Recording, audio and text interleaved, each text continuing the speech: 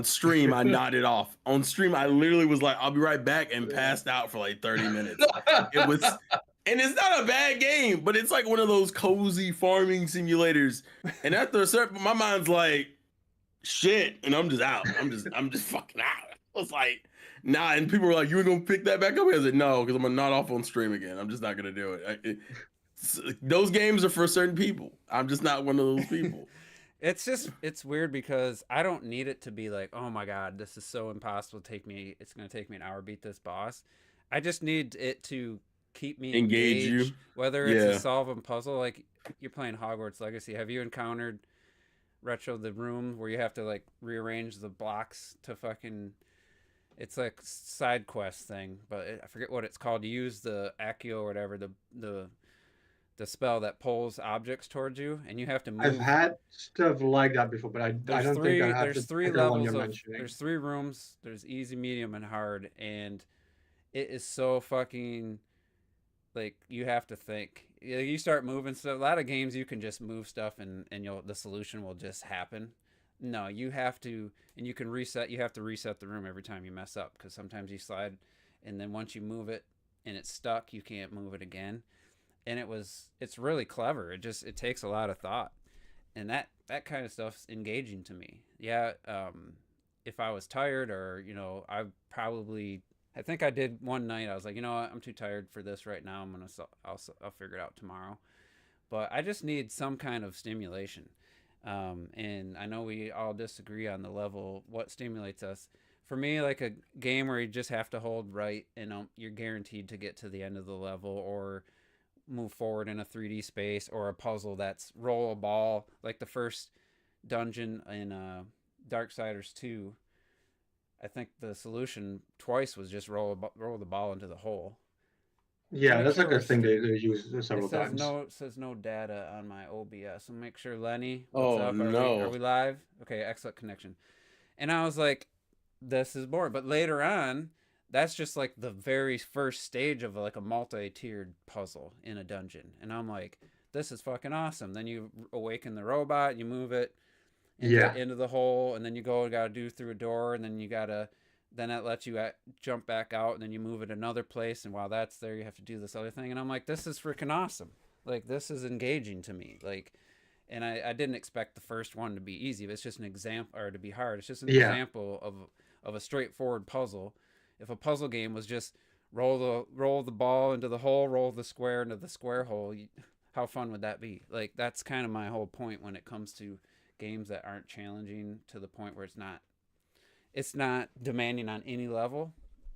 Then I'm just I thought it also depends on how much you want to be engaged. Like use Terrell's example of like farming sims, for example. Like I play games because I want to get into different universe. I want to do things I don't normally do, or stuff like that. I just want to get like into a certain mood. And when you have like a farming sim, like yeah, you can be like nodding off. This is boring, but in my mind, I'm like I need to get these fucking 20 radishes done before tomorrow, before the farmer comes, so that my tomatoes can grow. I need to meet up with this other person or whatever. Like Well, yeah, everything it's depends on like time management. I think the yeah, problem using Rise's example that I mentioned earlier, my problem is there's no like because Rise is also an RPG, and I thought that would be my balance. If I had a genre I was already overly familiar with, and it's not a bad game by any means. I think for me is that the RPG element is so brain dead easy that that's like the problem with the Ryza games. They try to sell you that they're heavy RPGs, but they're really not. they're like super light with like this Yeah, ridiculous crafting element. So like the coolness of it would be okay, you have to beat up these enemies to gather materials to make these potions or whatever you're trying to do to build up your base or create like this area. Like the what I want is there, but my engagement is so low because the game isn't requiring me to think at all. I literally can go through fights just smacking the A button and I'm fucking fine. Oh, what about defense and guard? I'm just oh, you're smacking using the the A Xbox button. controller. That's a completely false fucking example. I don't know why, because I'm currently I have Penny's Big Breakaway on my other screen. Don't ask me why. oh man, I've been playing that You too. ain't paying no I've been playing farming that. sim on the Xbox. But anyway, yes, you can, man. It's called Farming Simulator so 2020. just to get you guys in my mindset, so worrying about like a task in a game like that, to me, any type of chore, any type of stuff that I collate with like things I have to worry about in the real world. I don't get it. I'm totally out of games like that. I remember Shenmue, the first Shenmue. I work in a warehouse, drive a high low, and load and unload trucks and put stuff up in racks. There's a missions in Shenmue where you're driving a damn high low. I'm like, I don't want to be doing this in a game. I do this at work. Like this, and it wasn't the most compelling. Grand Theft Auto 5. I like that you're mad about it. Grand Like, Theft Auto 5 had a high-low segment. It was a little more involved, a little more interesting. But I'm like, this is not interesting because this is what I do anyway. But the whole like idea of like, oh, I gotta get these crops. If that getting these crops just involves me tapping a few times to like arbitrarily do a task, and it's like that's where it loses me because I need the Definitely don't gameplay play to be Fantasy Life then. I need the gameplay to be interesting too, not just the idea of something. Just like Right. the story, an interesting story can make me want to get to the next cutscene. But if all I'm doing is, minuscule gameplay requirements, and that doesn't really require much skill, any puzzle solving that doesn't require much thought, I can't. I check out. I get bored, and I'm 45 years old. I get home from work, not like I worked a hard day, but if I sit down at 7 o'clock after got done cooking and taking care of the leftovers or whatever, I'll fall asleep. Like I can't even start a movie anymore in the evening because I'll fall asleep. And I've been this way for years. I was falling asleep on movies, watching movies like 15 years ago. It's just something, I don't know what it is, but I don't so much now. I just know when to not do something, when to do something. So for me, when I play a game, it's not to relax. It's to be engaged. Sometimes it's to be challenged by a tough boss or a really clever puzzle. Other times it's just to be like exploring an amazing world. Yeah, it's not at that point. It's not challenging, like with Breath of the Wild. Just the exploration draws me in. So it's not always like super challenging gameplay required. It's just I have to be mentally engaged, and there's a lot of layers to it. But when it comes down to it, Kirby, like I think we weren't live yet. You mentioned Kirby's Epic Yarn is like I know some people get mad. It's the definitive game I always think of when I just think of it's just so easy that, yeah, there's some cool stuff. I ain't gonna say it's completely not worth playing, but I never felt like challenged to the point where, yeah, I missed those. I didn't get all the coin or all the gems this time. It's like I really didn't feel like going back, I never played Kirby's Epic Yarn. It's the one Kirby game I don't own. But I'm a big Kirby fan. But for me, the difficulty in Kirby, the challenge, is always the secrets. The secret, no, just the secrets. The secrets just collectible. Ridiculously well hidden always. And that's usually what it's about. Like on the original NES, you had like little invisible doors. The original and stuff Kirby like game's challenging. I think it's a pretty hard game. Even Forgotten Kingdom. I forgot what the fuck it was Forgotten called. Land. Forgotten Land. Forgotten Land. Thank you. They had like even like a hard difficulty you could set in the beginning, but even there, it's like getting the challenges within the level that makes it hard. Because yeah, you can breeze through it if you want. You can make it as hard as you want. Yeah, I don't think the Kirby games I've played and beat with Planet Robobot. That might be the only one I played and beat. I played the original through the Virtual Console or Ambassador. I played the one program. before that was a Triple Deluxe. That's the one I played. Epic Yarn, which I didn't finish, and then I think I still own Epic Yarn. And I'm like, even going back to the last level, to like, oh, I gotta I'm trying to find everything you need to find. I was just like, it wasn't that challenging, and some of them, yeah, they're a little bit in obscure places, but it's not like it's more of a. Sometimes the collectathon can just be tedious and boring. Sometimes some games it is, some games it isn't. Like I know T felt that way about some of the stuff in Tears of the Kingdom, where he's like, this is just kind of tedious. And where I know you were sucked in, I was sucked into a lot of the stuff. I wanted to find all the chests, get all the gear.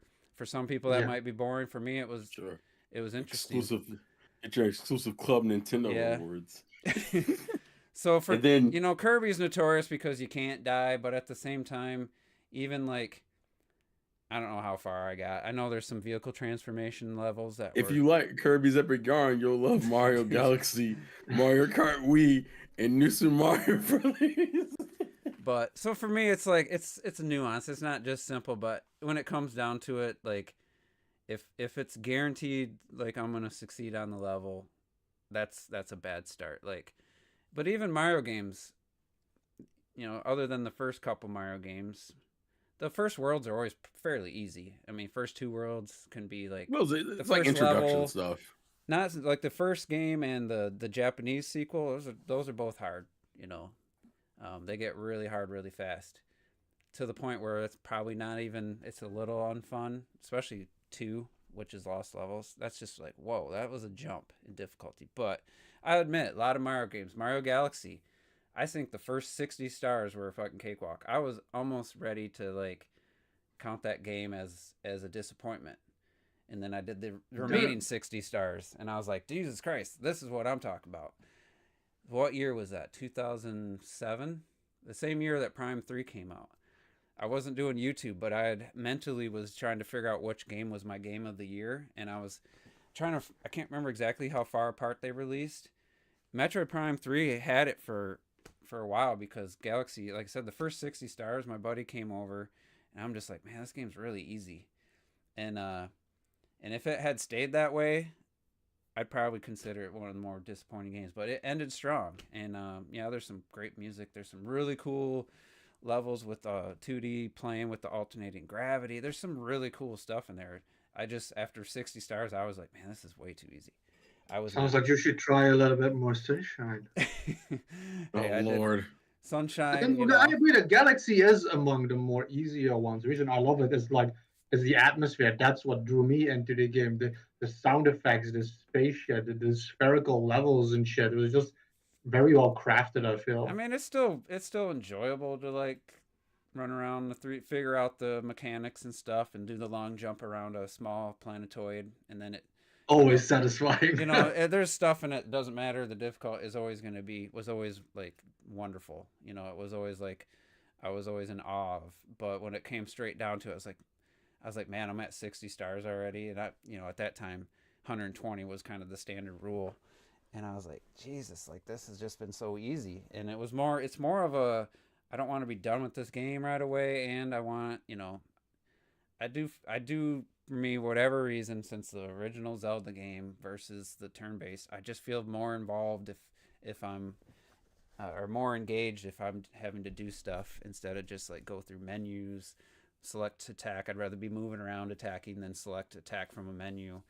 It's just the way I am. So anyway, it relates to I was a little harsh about Princess Peach a couple weeks ago. Damn. Nintendo Life actually, of all people, have like kind of gave me a little hope about the game, because he did say, the early stuff he played was just ridiculously easy. There was little to no challenge. But he said some of the later stuff gave him hope that there was going to be some added challenge later on. He was hoping, maybe without having played the whole game, I think he played like 2 hours of it, he felt like there was some signs that maybe it was going to get a little more challenging. And then he just said the presentation was just one of the best Nintendo's ever done, from animation to the little details to all these little cool things with the visual style. Everything's done like a stage performance, like everything that like a wave, just like with Woolly World and stuff. They're using real world, like she's supposed to be riding a wave, but the wave is like on a track, and it's like like a stage, like stage prop, like trying to. And I think that's really cool. So I do have a little bit of interest after hearing that. Yeah, but from what I remember, the last time I checked, it's been a minute. I think you said you weren't even gonna bother with it. Like you said, you weren't buying anything. I'm more than likely not gonna buy it, but it did give me. I think you're not gonna like it. I think cause you got to go into it with knowing it's an adventure. Like you're still hoping maybe it will become some platform with a lot of cool action shit. It's not. I don't think you're not gonna get that. It's not, to me. It doesn't look like event. It almost looks like it's gonna be a bunch of short mini games type thing, and like that's and my fear. They mold that into like one thing. And if that's how it is till the end of the game, like, oh, like this is like a 2D flying section, but it's just so dumbed down. It's almost like a master of, what is it, jack of all trades, master of none. Like they're trying a bunch of different gameplay, and none of them are going to be like super deep, because they're all like incredibly short. It's going to be like short, simple stuff. That's my fear, and that's what it sounds like. I was going to ask. 2 hours is. I think you said the 2-hour footage you saw from Nintendo Life. Well, they just talked how many about levels? How many areas did they get through? Did they get through like I don't think like you how could many get into too many transformations? I guess. specifics. It's too. They couldn't get into like a ton of specifics because it's a preview and they have restrictions on what they can talk about. But I don't remember how many transformations that they had done. But you know, hearing over multiple people say it's really an easy game at this point. That's what I expected basically from the first trailer. I kind of thought it was going to be. You have an action button, you have a jump button, and then you have a context sensitive. The triggers are context sensitive to whatever.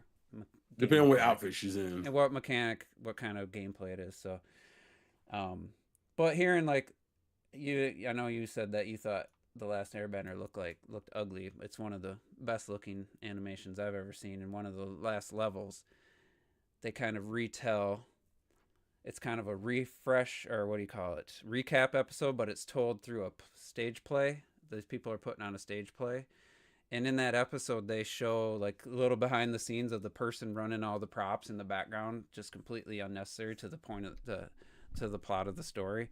And it was so cool to see that. And it's like, man, that's really creative. So hearing that Princess Peach does that does pique my interest a little bit, I will say. To be fair, Nintendo's always liked that aesthetic because Paper Mario has that aesthetic. Or at least I don't know every Paper, but I know some Paper Mario has that aesthetic. Even the Mario Brothers 2 back in the day, well, the American version of it has that aesthetic with the whole curtain that opens up, I believe. Oh, it's 3. I'm sorry, 3. Okay. Yoshi's Story on the 64, like the pop-up book and everything. So yeah, I do like that in hearing about how great like the animations and the little details on each level are. I was like, yeah, that's why you need to also play Plucky Squire when it comes out. Plucky Squire? Plucky Squire when it comes out. It's the game where like, you're playing the kid in like a picture book, and then it's a 2D game, and then he pops out, it becomes a 3D game. Mm-hmm. When does that come out though? I don't remember the release date. I think it's still a couple months ago. Damn, some blurry shit. Camera, dog. What the fuck? Speaking of kind of, I don't know, that's not a pop-up book, but Moon Studios' next game looks fucking amazing, and no one really talked about it. I forget when it was shown. I don't know if it was a state of play or the Xbox. When's it called? What's it called? Oh, I forget, but it's like an isometric angle, which I normally don't get too excited for. It's one of my least favorite types of games to play from that lock perspective. But then it's like a Souls game with like really tough boss fights, learning boss moves and stuff, and it looks absolutely stunning visually. It's like a really dark game world, and just look up Moon Studios. Yeah, I don't know. Honestly, I don't know what platforms. I know it's not coming to Switch. I don't know if it's Xbox, PlayStation, PC. I don't know what it is. I don't care. Wicked? Wait, is something that Wicked? No Rest? Yeah, No Rest for the Wicked. That it? You got the video up? It just. Hold on. I'm trying to find. I feel like we did talk about a lot of the. Oh yeah, here's some boss battle footage. No Rest for the Wicked, and then they said they kind of detailed the gameplay. Oh no, you want me to share the screen as well, so people. All right, give me a second. And I'm just like, that's a team, that's a studio going from like a side scroller to like trying a different type of game, and it's like, yeah, that looks.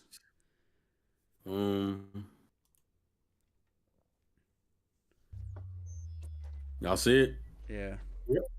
All right, cool. I think we gotta give IGN. And then I forgot. Oh god, that was so loud. Hold on. It's not loud on my end.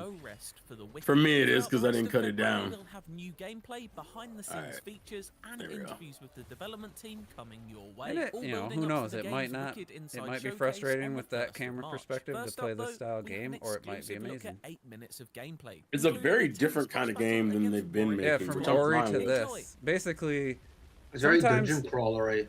Sometimes a camera perspective can completely bring new life to a genre or to a type of game.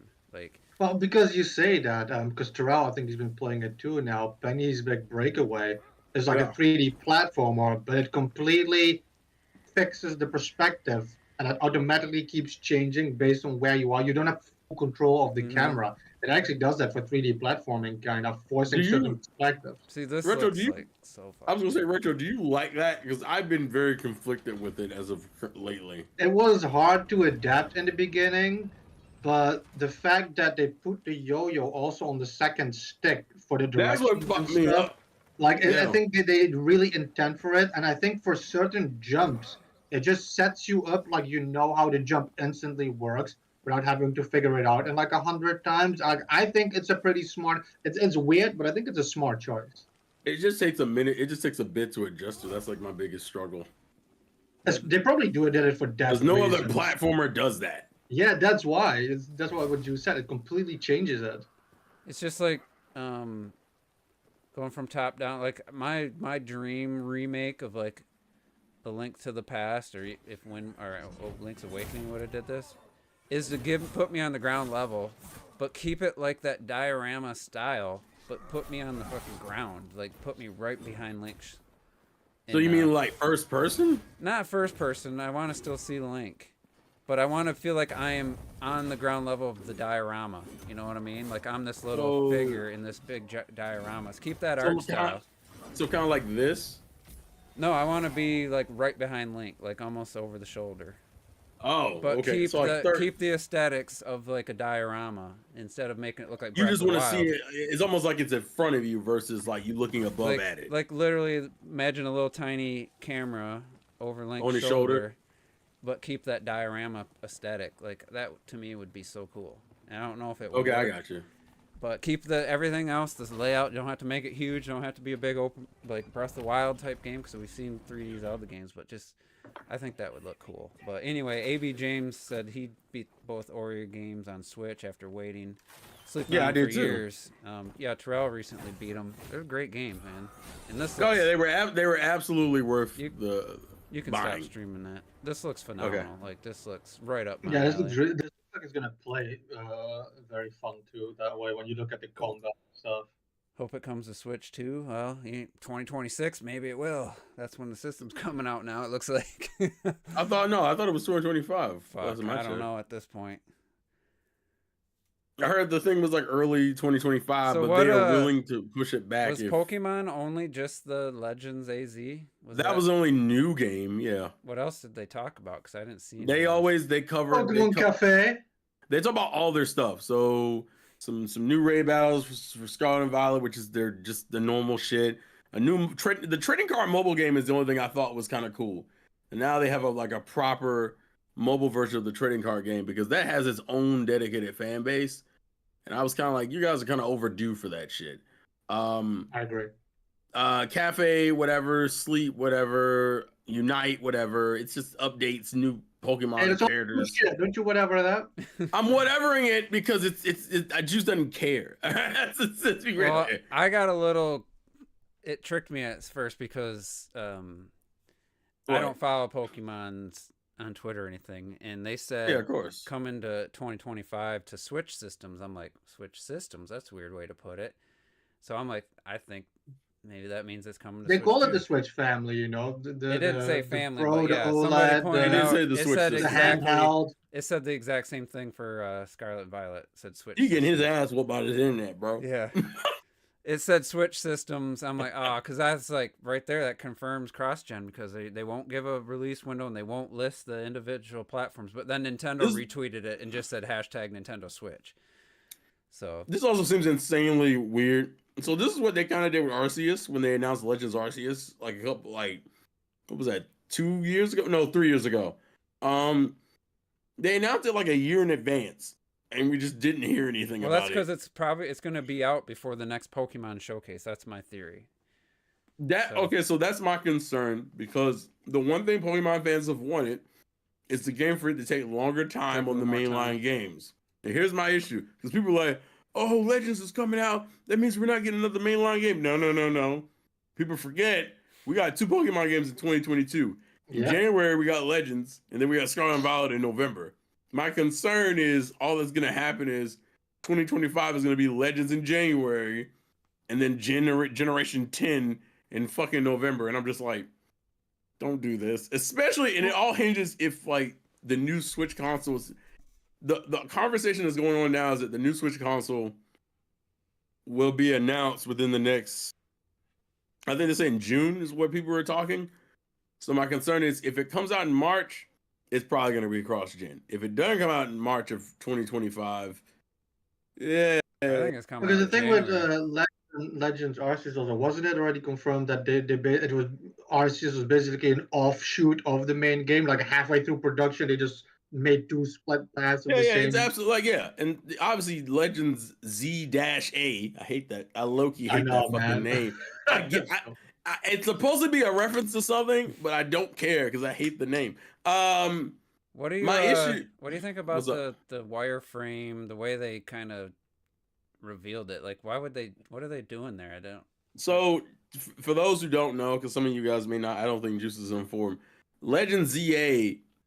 So Legends Arceus was referencing Generation 4, which were Diamond and Pearl Platinum on the DS. Legends Z-A is a reference to X and Y, the first 3D games on the 3DS. And the wireframe thing is obviously based around the construction of the city, because the city they're talking about is a city in X and Y. It's called Lomeo City. Supposedly, this is supposed to be like story-wise, telling the history of how that city was started and whatever. But if anyone's played X and Y, we don't give a fuck about any of that. What we want to see is the war, goddammit. That's what we want to see. The fucking war that was like, what was it, 3,000 years ago? That's what we fucking want to see. So in my mind, it was like, all right, it says you're showing this wireframe. They're kind of building it up like, they never said next gen or anything. But then I'm like, Switch systems. I like this is like their first next gen Pokemon game. They can't. That's why they're not showing anything. That was my mind at the time. I obviously have changed completely. Don't think that. I think it's coming out before January. I think it's coming out January 2025. It's pretty much just going to be. I don't know. I don't expect too much from it. But initially I was like, man, this could be something. I mean, I like the first Legends. I know Legends unfortunately doesn't appeal to the bigger fan base in the sense that people want the multiplayer and they want to fight each other online in the competitive. But as far as a single player, so much fun, man. Yeah, but as a single player experience, I absolutely love Legends. So I have no issues with this. The only thing I have a problem with is someone who's a fan of Generation 5, Black and White. I feel like I'm sitting over here in the corner, like, you can do a Legends like gray. You can give me like a Legends referencing Generation 5. No, let's go to Gen 6 because people want Mega Evolutions and shit. But that's a whole other issue. We'll see. I just hate that it was announced this early. It's like 2025, and then like at the end of the year, it'll be like, oh, it's like if it's anywhere between January and March, we might still get Generation 10 next year. Do you If have it's any expectations later, for like is it going to be visually better looking than Legends Arceus? Is going to probably more polished? I think it. Have I mean, issues? Legend. I don't think. I think Legends. I think Legends right now. So the first Legends game we had no expectations for because we didn't know what to expect, and that game came out as a pretty good thing. Now there's expectations. You got to at least be either just as good looking or better than Arceus. And I mean, considering it's several years late, at the very the least, problem is, I like the way it looks though, Legends Arceus. I like the art style and everything, but it has to look better though. yeah, I just need to know more of what we're doing. Are we just like in old times? Are we in like ancient times, like how Legends Arceus was, where we didn't even have proper like towns and dungeons and shit? Or are we like a little bit more modernized? If we're more modernized, I'm gonna expect some certain things, like some bigger towns, some cooler, wider areas. Like I'm gonna need something more. My hope is that they take the skill of what they did with Scarlet and Violet, but then make that the Legends world. Because Legends still only has like a small village. It has like 3 buildings Yeah, basically. it does. It So does. you create Legends' gameplay and that world in an actual world. That's kind of what I'm hoping for. Yeah, I'm absolutely like Hopefully that's if like we get if we get the same like catching system and like Yeah. mons fighting you and shit, I'm 100% down for that. The only thing I probably would want is some more Look at that. some more oh shit. Is that clear visuals? What the fuck? Muted. No, listen, he's plotting. He's still He's figuring plotting over there. He's plotting. All right. But no, if I can just get my Legends gameplay, maybe give I think the problem is the fear of death that came from like the first game. You're not gonna be able to easily replicate that. So I'm gonna need them to up the ante a little bit with like how dangerous these fuckers can be. Maybe give them some long range attacks. Like motherfuckers should be able to shoot water gun across the screen. That's some cool shit to me. I like. There's a lot of potential here, and the first Legends game was a nice breath of fresh air. So I mean, That's the thing, yeah, like because they're calling it Legends again, so clearly at that point they're establishing what the genre is going to be. So I'm just hoping they're just taking what Legends did and building all of that instead of doing like a whole different and they're way. known for like getting back to like the Switch 2 thing. Like they're known for this could just be Switch only. Comes out in January, and then the Switch 2 comes out in like spring or summer or something. Like they did that with Black and White 2. 3DS was out, and they're like, we're gonna release this. Yeah, that hurt that game. Or they're gonna do Legends A is on the Switch and Legends Z is God. next gen. The reason why I don't think they're gonna do that is because Legends didn't care about trading and shit. Like their argument always has been for having multiple versions. Yeah. Well, it's ZA, trading. there's gonna be that's 2 versions in my mind. Well, no, if you're calling it ZA, that's a reference. I think the A's referencing like the Lumiose Tower or the way it's shaped. So I don't know. We won't see any more footage or clips of it probably for like another 6 months, probably. Maybe in the summer. 6 months, man. T, did you ever pick up Legends? Pokemon? Let's make sure. I don't think he knows. Is dude picking up 100 games a month? I don't know. I would hope I don't think so. he hears us. T, he's pretty. You're muted, he's but we keeping can't a hear blank us. face if he can hear us. T's like, I saw my life flash before my eyes. So I don't care about no Tinky Winky ass Pokemon, man. T, we gotta talk, bro.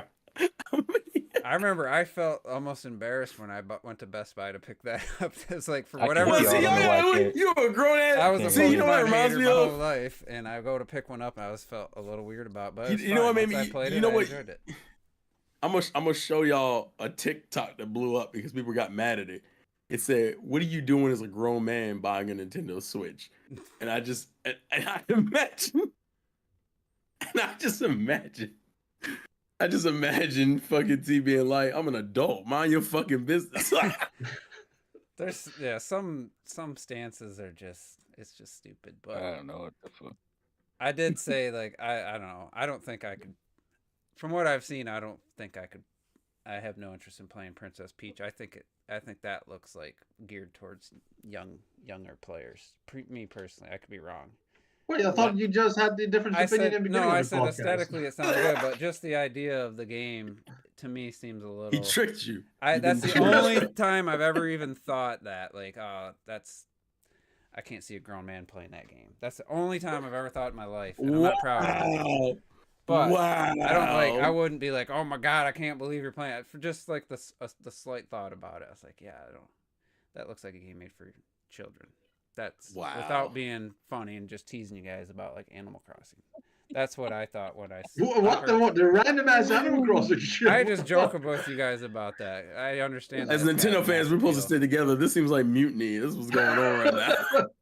I need to have some camaraderie. Did we talk about? I feel like we didn't talk much about. I thought we talked about the Direct last time, but I don't remember talking too much about. Did you? Like Endless Ocean. I don't remember talking about that game. Somebody AB James put it in the chat. That's not like a game I get excited about. I thought it was cool that they're making another one. Like Endless Ocean is awesome for Endless Ocean fans, and we're fine with that. Cause you ain't playing shit on PlayStation. I didn't really, so honestly didn't look at the. I didn't rewatch the trailer like outside the stream, so I didn't see. Actually, it wasn't a stream; it was in a video. What are you laughing at? I missed it. I was reading. Damn, you just dragged you. All I was saying is, I was trying to read the chat. No, all I was saying was I was just saying, listen, Endless Ocean is excited for Endless Ocean fans, and it's better than PlayStation fans because they ain't got shit to play right now. So you know. I love how people say that. That's something I want to talk about. Robert's not here, but for some reason, no, we ain't doing that. For some reason, exclusives only matter now if Nintendo or first party. If first party makes them, now they don't count. If it's not made by first party. Now we've had this debate for the last 10 years. Are you kidding? This ain't nothing new. It's just PlayStation fans are finally feeling it. That's all. That's the only thing that's new. That's the only thing that's new. Yeah. It was fine when you can make fun of everybody else, but don't come at them ponies, man. But I mean, That's the only difference. That's valid if like they have 4 games in a 3-month span, all exclusive that are so far the first 2 really well received. So I'm like, why don't the they thing count? is, nobody said they didn't count. The biggest argument was that when Microsoft fans would point out, oh, well, we got this game and then we got that game. Well, those are third-party games. So, but now Sony guys are feeling that now. We're talking about first-party from Sony Studio games.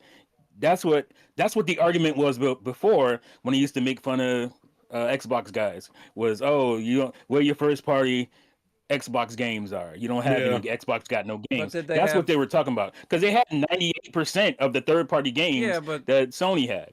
The difference was that they didn't have any Xbox Studio games coming out. What I brought this up was like, what's the point of owning a PS5 and Sony doesn't have any first-party games? I'm like, but unless a couple of them didn't turn out, I'm like, I got 4 exclusives in a 3-month span, and it's like, as a PS5 owner, like, as long as they turn out to be good games, like, yeah, it sucks. I wish Sony had more first party games come out. Like, yeah, that part of it sucks. But at least there's like, but the argument was when Xbox fans made that same example. Did they have any exclusive? What was it? 2020? But then they said, "Oh, those games don't matter." We're talking about your first party games from your first party studio. Whatever exclusive you have, they don't come out on anything else. That's not what we're talking about. That don't matter. Well, that's a dumb that's what they were talking about. Way. That's just that was like the argument. Xbox the argument.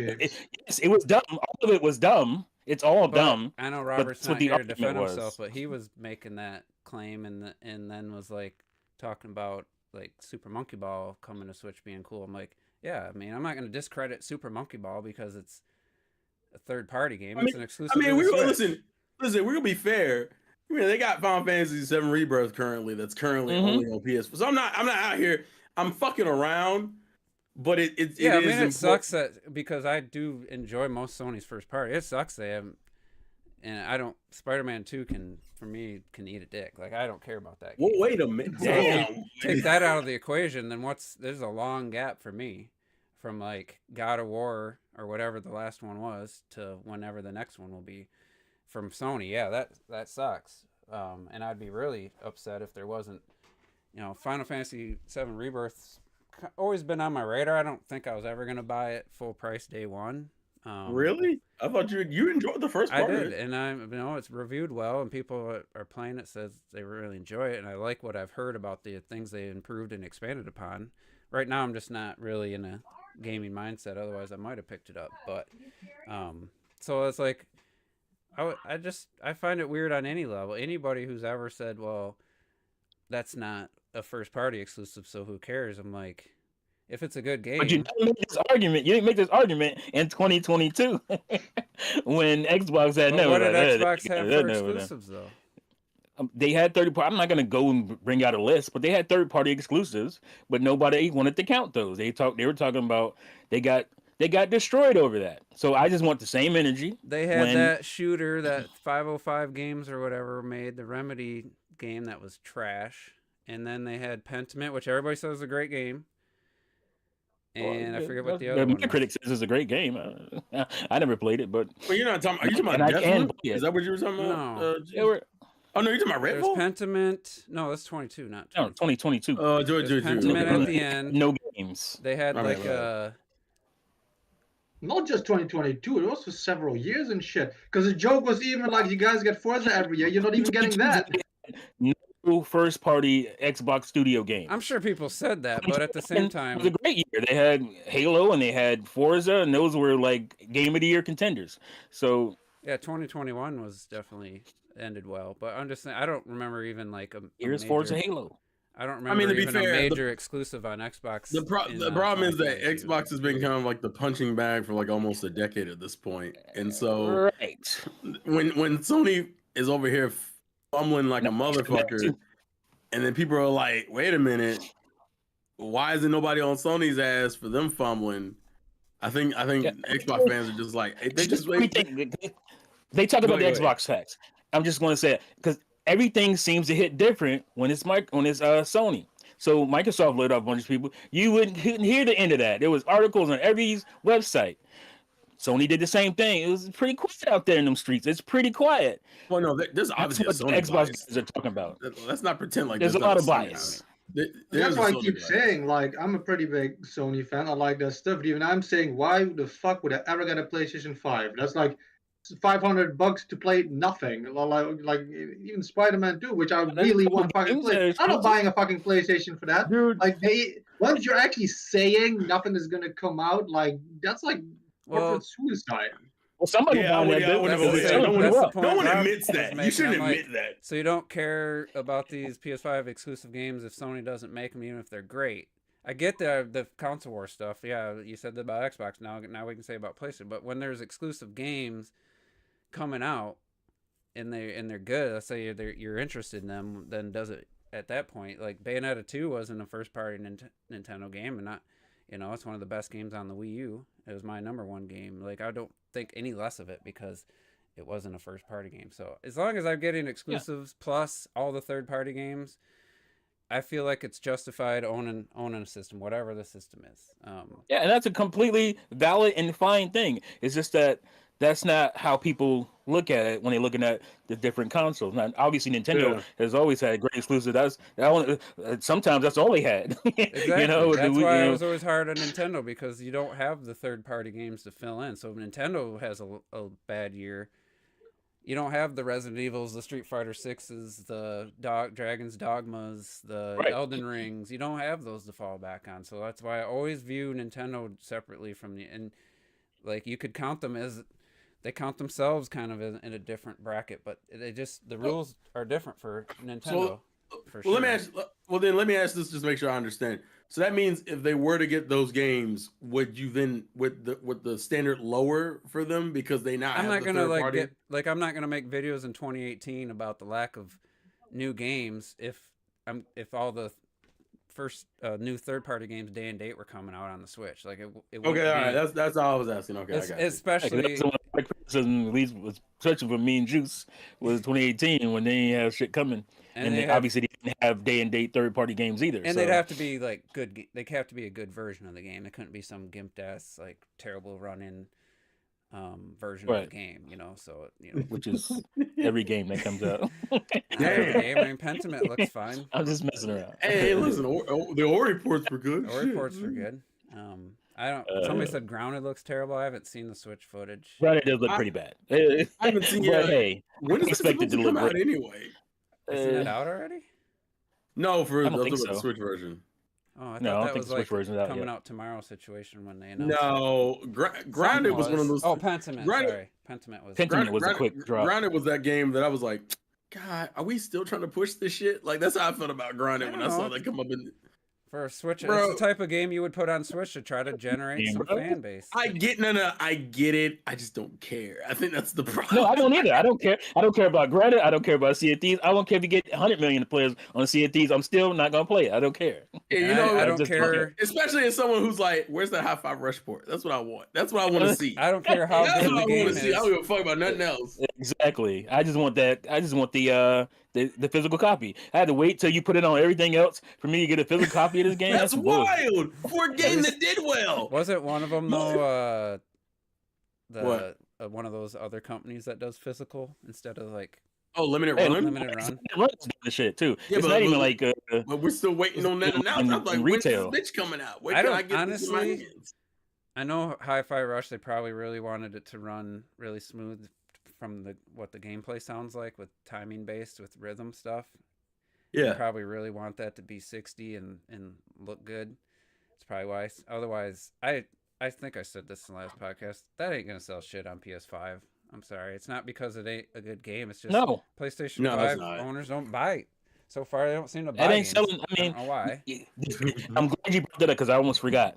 Ooh. To me, it proves that this shit ain't about Microsoft going third party and that. This is about appeasing the regulators. That's what this shit is about. That's why they picked these games. They thought they would get the least amount of scrutiny from Xbox fans. The least amount of flack for. It's right. Because they could have. Ori still ain't on play. Why you put Ori on there? PlayStation. That is kind of surprising. I'm telling you, this is about appeasing regulators. That's all this shit is about. And Xbox fans losing their damn minds over nothing. It's a giant nothing burger. But what do you think? Best case that's my scenario, at least that's my Hi-Fi assumption. Rush That's selling my on PS5. What do you think? Best case scenario in the course of a couple years. what is Pentiment gonna do on PS5? What is that gonna do? What are they gonna do? I think if it did 100,000, Ain't gonna that'd do be it. a huge. Thing. That's what I was gonna say. 100K is about what I would expect. It ain't worth it. It actually sounds cool. This is an experiment. This ain't no experiment. Actually, watching a review of the Switch version of Pentiment, Robert, gotta give him credit. He tried to talk. We were talking about Pentiment being like, it might be a great game, but it's not your flagship game for a year, basically, in that year where they didn't have any flagship games. But it does sound like a really cool idea. It's one of those things, like, I got called out for buying Hellblade on PC because it was coming to Switch. I'm like, no, I forgot the game existed. They announced it for Switch. Oh yeah, that's that one game that won some game awards. It happens. Let me look into it. And that's what got me to play it, get it on PC. Yeah, I miss cool games that come on Steam, and then when they the Switch version comes, oh yeah, because I go look it up for Steam. People who review Switch games. That's a normal thing. That's not crazy. You know, yeah, because some people are like, oh, you're just being a shill. I don't follow PC reviewers or people who review indie games. I follow Switch Up. I follow Nintendo Life. When they review a Switch game, it might have been out for 2 years. I might not have known it even existed till I see that review and say, oh, that looks pretty cool. So, you know, no, you're just being a 10-year-old. Damn. So, damn. I mean, I do the opposite these days, though. If I see something on a Nintendo Direct without a trailer of a game I like, I'm like, let me see if it's on PlayStation 4, because I want them trophies, man. See if it's over there. God, fuck you with these trophies, dog. I don't give a shit. Like, everybody likes their own stuff. The thing I don't like about trophies are the hidden ones. Just tell me what the challenge is, and I'll try to do it. Hidden ones are usually story-based, though. Yeah, that's true. But sometimes it's like, if I just knew what I needed, like, give me an objective, tell me what to do, and I'll go do it. And then there's other games where all I did with God of War was basically just played the game to the end and did all the side stuff, and I got platinum trophy. I'm like, really? Like, most games you got to replay it on New Game Plus, play it on hard, beat it on hard to get like the final couple. It's almost trophies. like that game didn't have enough content. 60 hours. What's actually interesting though? These days, with a lot of indie games, I think it was with Penny's Big Breakaway. Euphoria 2 does it too. They release on Switch, but then on PlayStation 5 and a new Xbox. They don't even release it on PS4 and the previous Xbox anymore. Really? Yeah. So Switch. That's a little surprising. You see it more and more now. It's very strange. I wonder what platform. I wonder what platform that game's gonna sell the most on, though. Retro. Oh, come on! I mean, come that's on. why it's so weird, though. But at some point, you unfortunately, a platform doesn't run it the way it needs to be ran. Yeah, because you got two things at play here. You got, at some point, you gotta let the old generation die. Otherwise, it's always gonna hold back. Even if it's not technically, it's just people aren't moving on.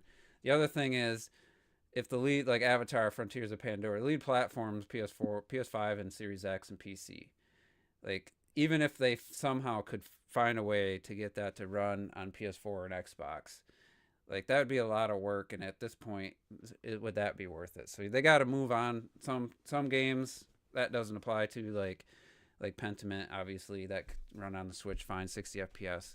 But if you're making a game for current gen, you know, I can understand at some point just saying we're done with the PS4 and Xbox One. We have to move on. And you can see with like the last State of Play or new third-party games get shown. You can see the difference.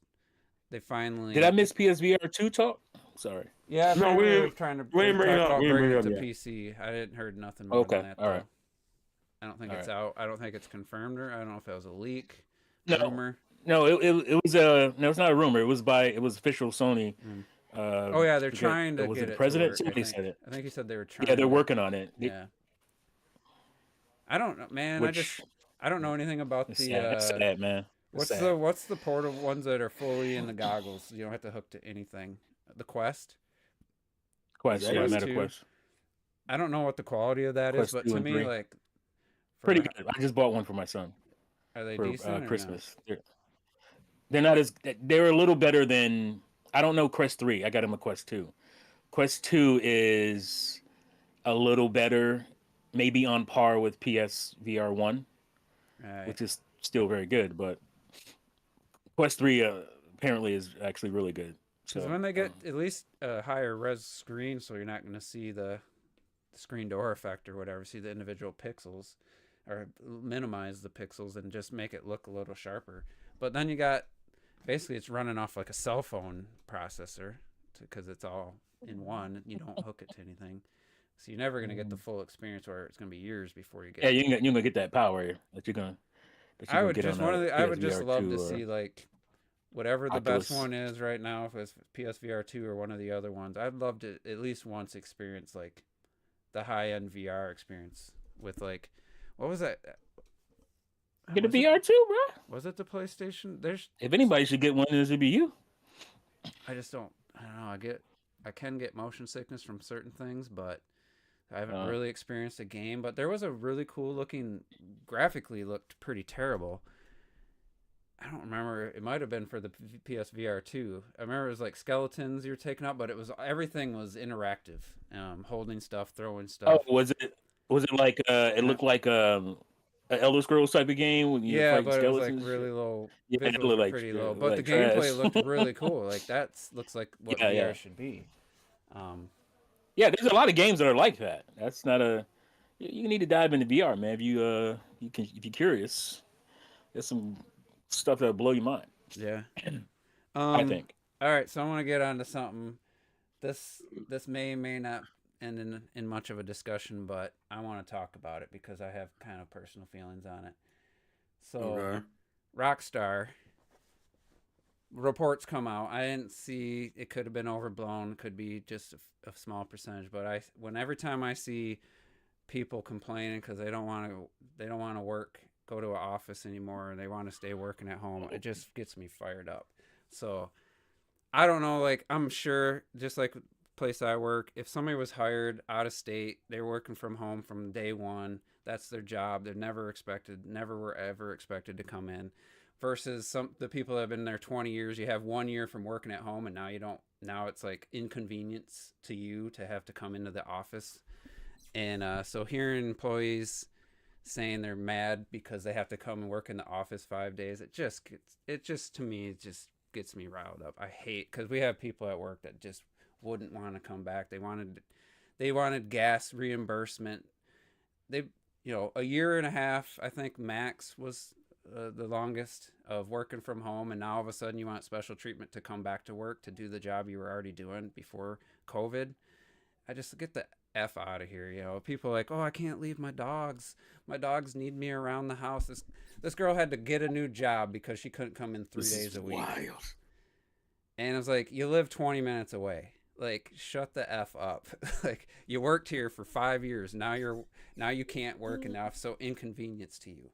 And so when I hear that, I'm just like, it just gets me riled up. So basically, what it boils down to me is if your employer says, hey, we need you to come in the office 5 days a week, and they're only asking people who were hired and worked in the office, not asking somebody from New York to suddenly, well, you got to start coming to the office in California.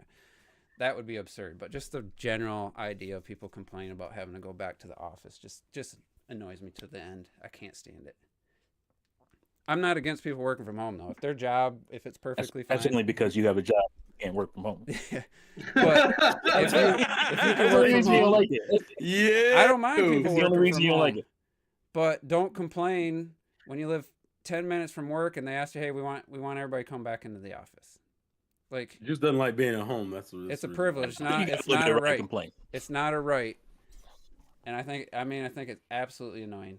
Like, it's just because here's the thing. There are millions of people, and it's not about like because they can't work from home, that's the job. You can get a job. You can go get a job where you can work from home. But because of COVID, and you had like a year or 2 years now of this working from home, and now like, hey, we need you to come in to do what you did before. Like, it just, to me, I'm sorry. If you feel different, it just drives me crazy. Okay, well, I'm going to tell you why I feel differently. I get your sentiment, and I kind of agree with it. But my wife, she used to work 5 days at the office. COVID hit. Now she only works 2 days at the office. Her productivity didn't go down. Nothing went down.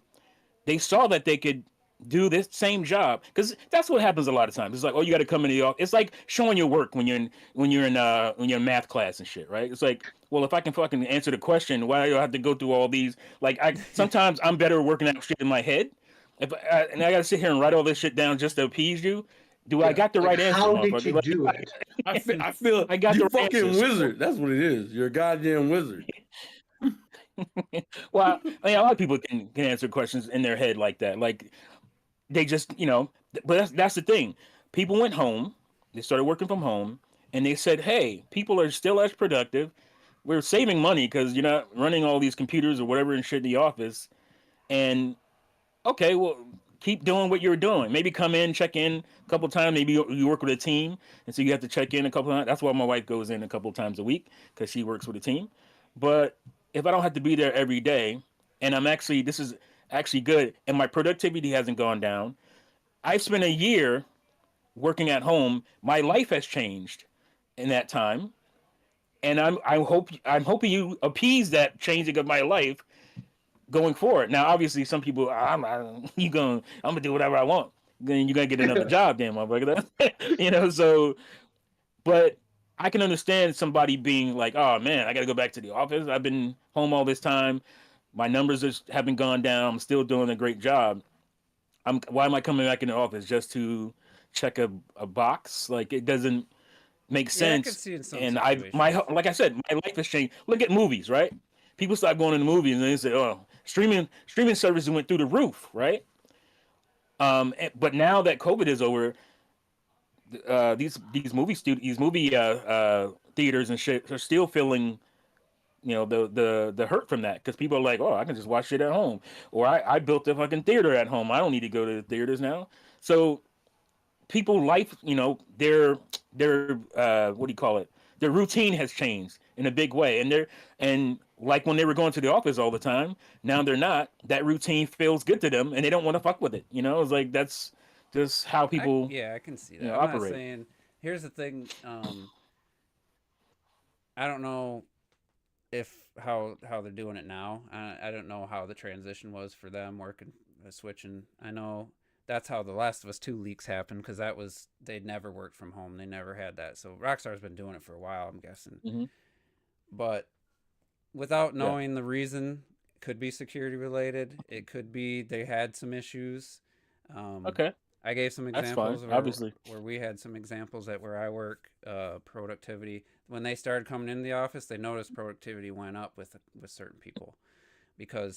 And the other thing is, and I know, someone might disagree with this, but emails and texts, we talk about this all the time with like debating and stuff on Twitter. Sometimes things get lost in translation, and emailing somebody doesn't always like get through to them, versus if your manager came and said, hey, this is what you did, I want you to do this, looks you in the eye.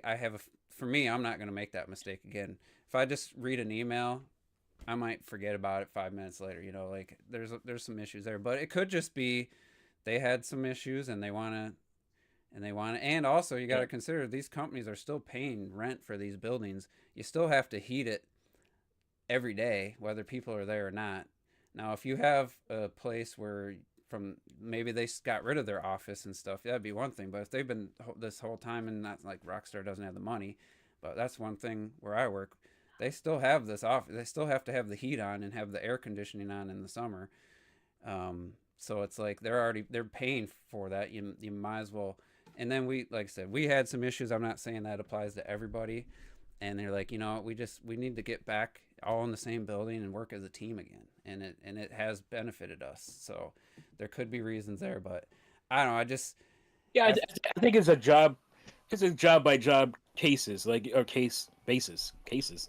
A job by job basis. Get them in the cases, where, like, team, man. Get their cases done. I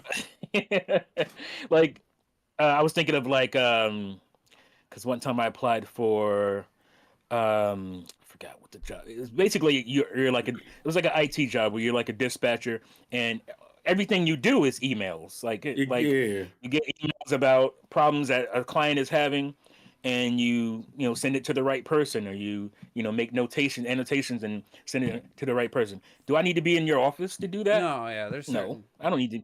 Like, so Exactly. yeah, that's what I'm saying. Like, you don't. Listen, Now, My if brother, he you does. started the My job that brother, way, fine. But I'm sorry. Go ahead. I was just gonna say, like my brother, he does that IT stuff, Yeah. and Yeah. Yeah. when COVID hit, they work at home. He got the laptop from work at home.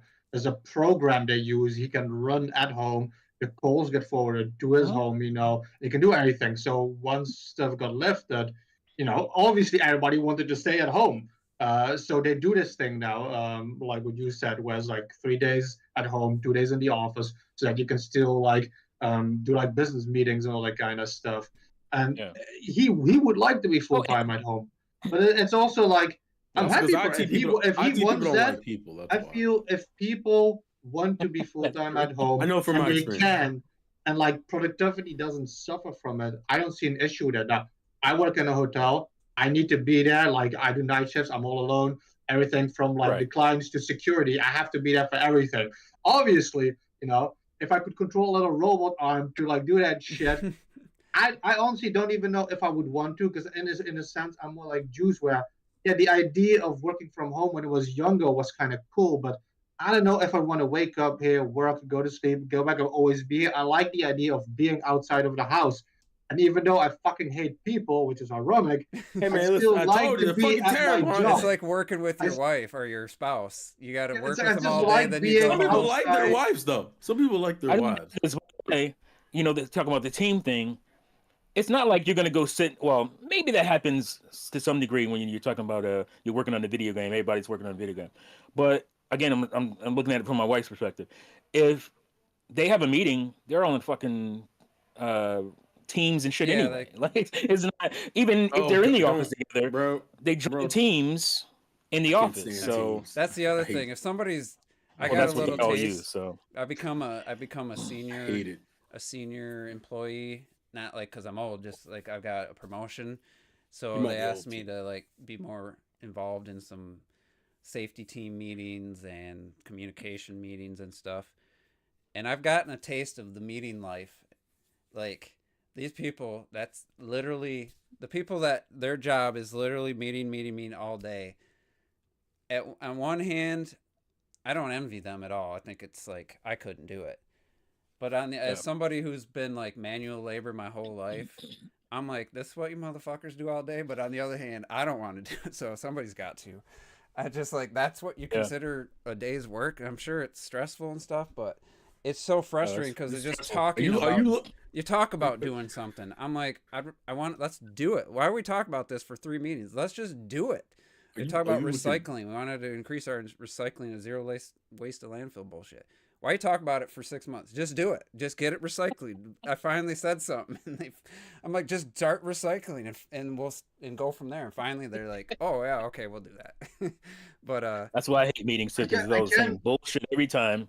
And it's just like, can we just do this shit so we can start talking about it? Like, come on. I can't imagine something though, like Rockstar and stuff, where you're game developing with shit that's already happening in the world of gaming with leaks and stuff. That they're like, no, look, we want this shit in house.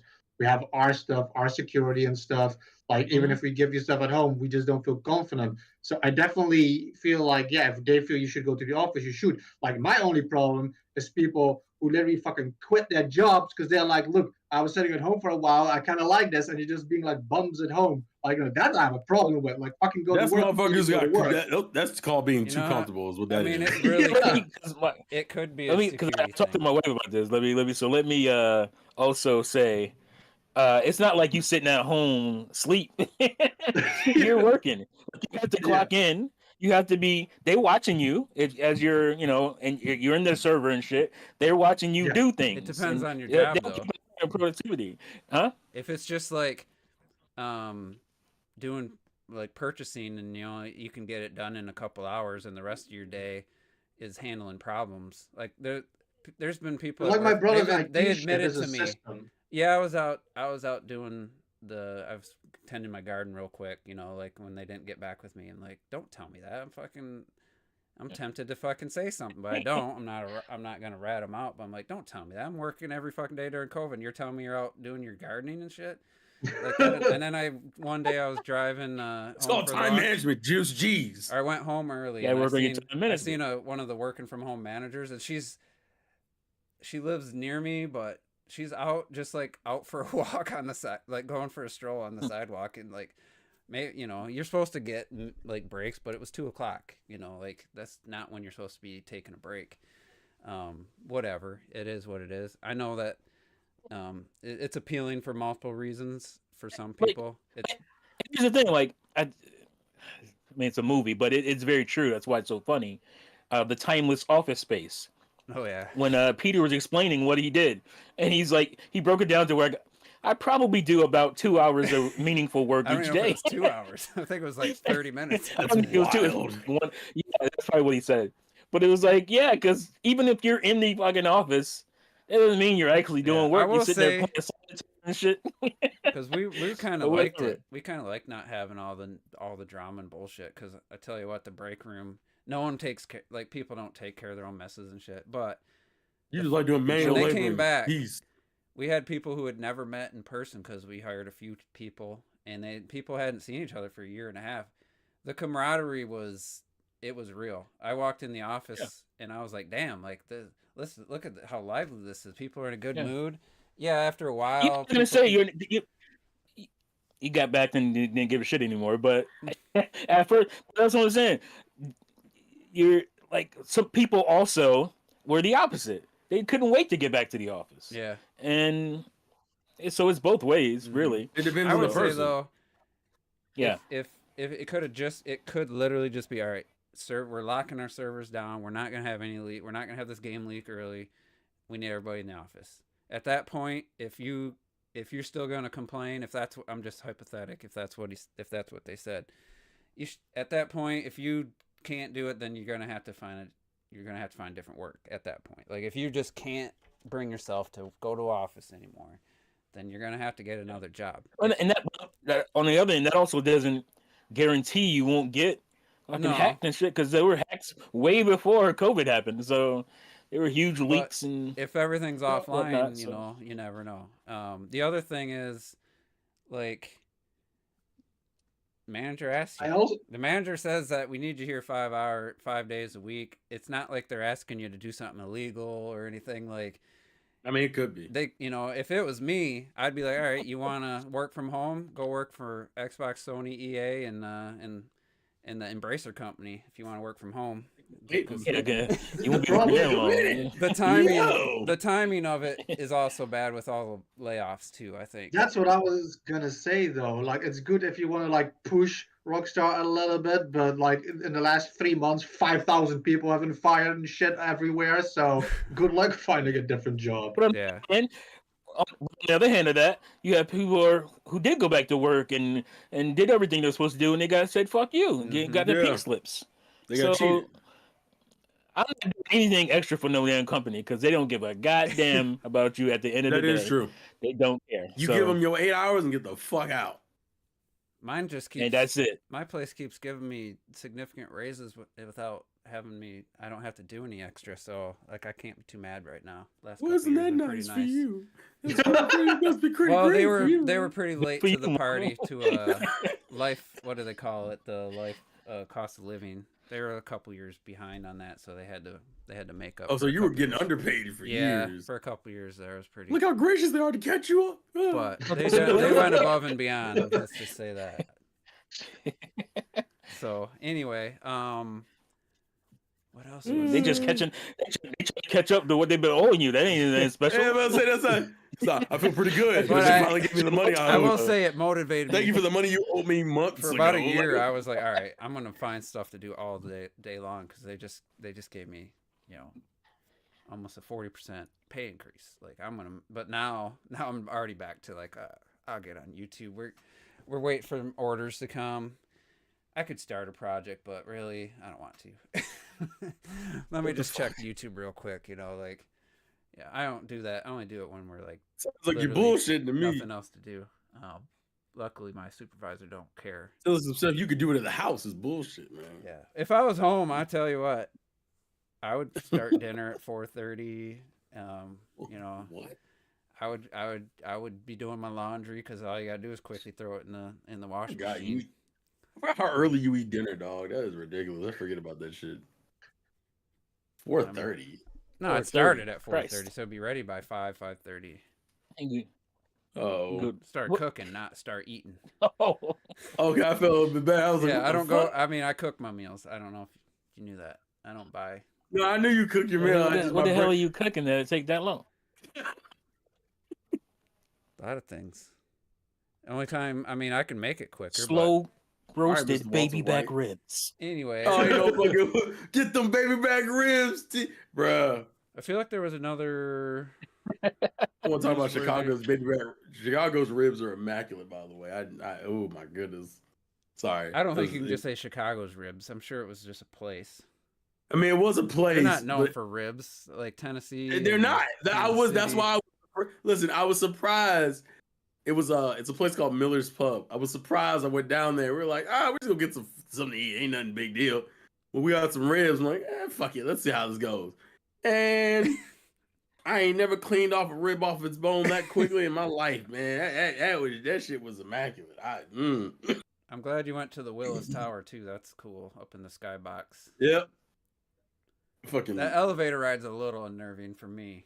I don't know about it's you. stressful. It stressed me out. I'm not a fan of heights. So when I got up there and they were like, lay down, and I was like, yes. I'm fascinated by tall buildings, but I'm not comfortable in heights. But I was fine in that box.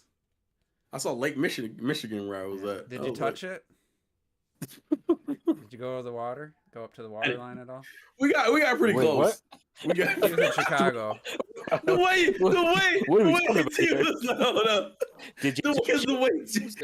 you said it, Dills, did you touch it? Yeah. I know what you mean. Did you touch it? Yeah. I was like 80 miles. Put your hoodie on. You don't look 80 crispy, miles motherfucker. northeast of you. Direct line. Yeah, I remember you. Yeah, it's I like a remember you 15-minute missing. flight from Chicago to West Michigan. Wait, is it? Yeah, Jesus. 15-20. Like by the time you get up and then you just immediately start going back down. You never hit like altitude. You're just up and then we're back down to descent. That's low-key hilarious. One time I flew from Grand Rapids to Chicago, and it was so foggy that all you could see was the top of the Willis Tower, the Trump Tower, and I forget the other building's name. And I'm like, the airport's just right south of the city. So I'm like, I'm going to be New York Tower. Clearly see the clearly see the towers. We're that close. All of a sudden, just white for about a minute. And I look down, and I see the end of the runway, not the beginning. The end of the runway. We're 20 feet off the ground, and all of a sudden, we fucking up X climb fucking sharp bank because they missed the entire runway. We're about to hit the end of the runway, which I forget was. There's some grass afterwards, but then it was like streets and stuff. I was like, holy shit, we do this tight bank. And I'm like, my stomach is like in my throat. And then we have to circle around, and then we finally land. And I'm like, I was feeling sick, and I get on the plane to go to Denver. Denver had 80-mile-an-hour gusts, and we were going to land, and the wings were almost hitting the pavement as we were landing. It was like 45-degree angle. We touched down, and I had the barf bag in front of me. I thought for sure it was gonna barf, and it didn't come out. And I was sick for 24 hours after that. Like it ruined me. It was the worst experience. Damn. I've had that once where the plane was about to land, and literally right before they like go back up again because they missed it, had to turn around. I don't like that stuff because my mind is instantly okay. Somebody's in the cockpit with a weapon. Like, I'm going to die. This is not good, you know? Because then it takes like fucking 20 minutes before he just says, yeah, we missed it. We got to go around again. Well, listen. I'm still not used to flights, and I didn't realize that. I know Chicago is known as the Windy City, but that turbulence fucked me up that whole ride. And I'm just like, man, I don't need this bitch. I don't need, and it's always like violent shaking. Like, I almost feel like I'm about to, like, someone's going to jerk the damn plane. I'm going to dip down. Shaking. It was pretty bad. You know what's cool though? Fly from the west into Michigan at night. and if there's cloud cover, because you get about, it feels like about over, I don't know if Kansas, maybe Missouri, just above. I don't remember. Can't think of the state right above. You can see Chicago if you got a window seat. You just see the clouds are just, it's just glowing, like the world is glowing because of the city lights. They, into the clouds, and it's so freaking cool. It's nothing else like it. I love. I remember I took a trip from, I think it was for a job to North Cali, like the Redwood Forest area, like way north, and I took a plane.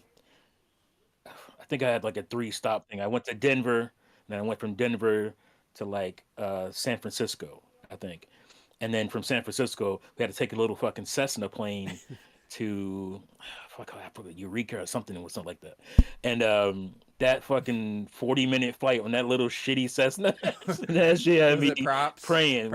Propeller. I thought I was gonna die. It was rainy and it was dark, and it was in a little fucking Cessna, and the engine is like right by my window and shit. Loud too. Loud shit. I'm like, oh, I'm gonna die. I took a. See, I know exactly what that experience is, because my city in Georgia, that's the only planes you can take. Like I always have to stop in either I have to stop in like North Carolina, like Charlotte, or like Texas, depending on where I'm going. And every time I get to Charlotte, it's like here's your little plane. Like they don't even you get like them. They don't even put. You can't. It's not enough space to put like a checked bag or anything. That bitch is going in the back no matter what. Like I'm fucking. When you can walk out the back and you have to walk to your plane, you in some shit. I'm like, that's it. That's fucking it. What is this? I'm just like, man, I don't like this. I'm like, man, this is some shit. Compartment thing, what is this? I'm outside on the ground walking. Yeah, you gotta like walk out, and then my dumb ass, I gotta wait for them. I gotta wait for them to pull out my bag and shit because they couldn't put in the overhead. I'm like, man, if I'm not about to get on a G6 or something, I don't want to get on this mother. I think next time I fly anywhere, I'm just gonna pay for week parking instead of like having somebody drive me or use the local airport. No, fuck that. I had someone drive me. Fuck that. But anyway, any other gaming stuff we forgot to? It's been a couple weeks since we. Yeah, what? There's a partner showcase coming for the Xbox, I think. There's a what? But other than that, they got like a partner showcase coming this week. When is that? I don't know if it's tomorrow or Wednesday. Fuck. I haven't really looked. I must have blacked out. I don't remember any of this shit. Xbox virtual. I think it just announced it today. I think. Oh, did they? That might be why. Yeah. I wasn't on Twitter like I usually am. Showcase. I just want to see. They getting a Nintendo on apparently. Yeah, you're right. 30 minutes of third-party games coming to Xbox and PC. When's that? What day? The 6th is Wednesday. Wednesday. Cool. Wednesday at 1:00 in the afternoon. God damn it. Oh, I mean, we already kind of. Maybe there you get like a Hollow Knight update. They've had it before where it was in the Xbox one last time. We got like a whole Silk Song update. Hey, look, I'm waiting. I'm waiting. That's what people are talking about. Listen, I don't care about none of this. I'm waiting till the trailer drops before. I'm never going to any video, any presentation expecting Silk Song until. Yeah, I mean, that's probably the smart thing to do. But I don't care about that. Was it 2019? They had a playable build of it on the Switch at E3. It was on the Treehouse.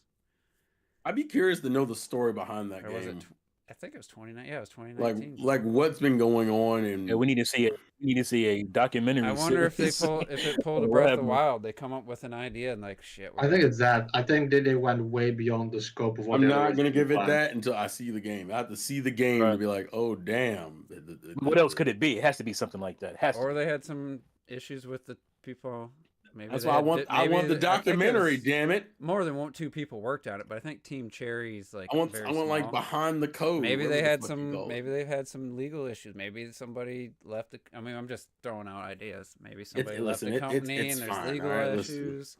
Somebody's saying, "Well, that's my point." The point is the Xbox fans are getting some more third party information, and I'm over here in the back going, "When's my next state of play?" because I don't know what I'm playing right now. In 2 years. Well, you have a PS4, so you're not playing anything anymore. Retro, you ain't shit, dude. I think you can kiss PS4 versions of No, games goodbye. I told myself I'm tempted just to sell that Pro and then just buy a Slim.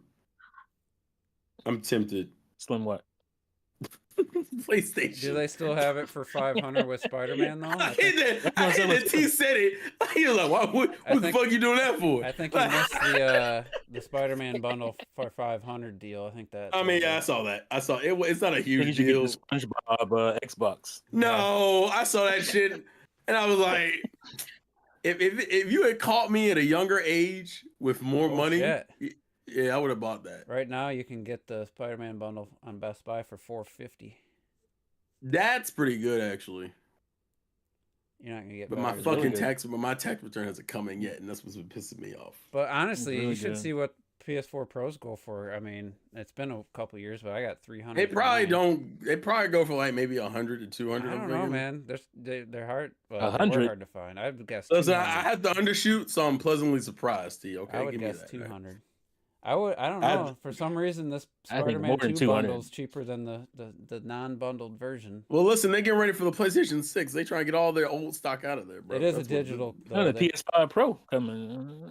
Is that still a thing? Like, are we still? I don't see it. I don't see it, and I don't see why. I feel like they would have been brought up more by now. Not with Sony's current situation. I don't see it.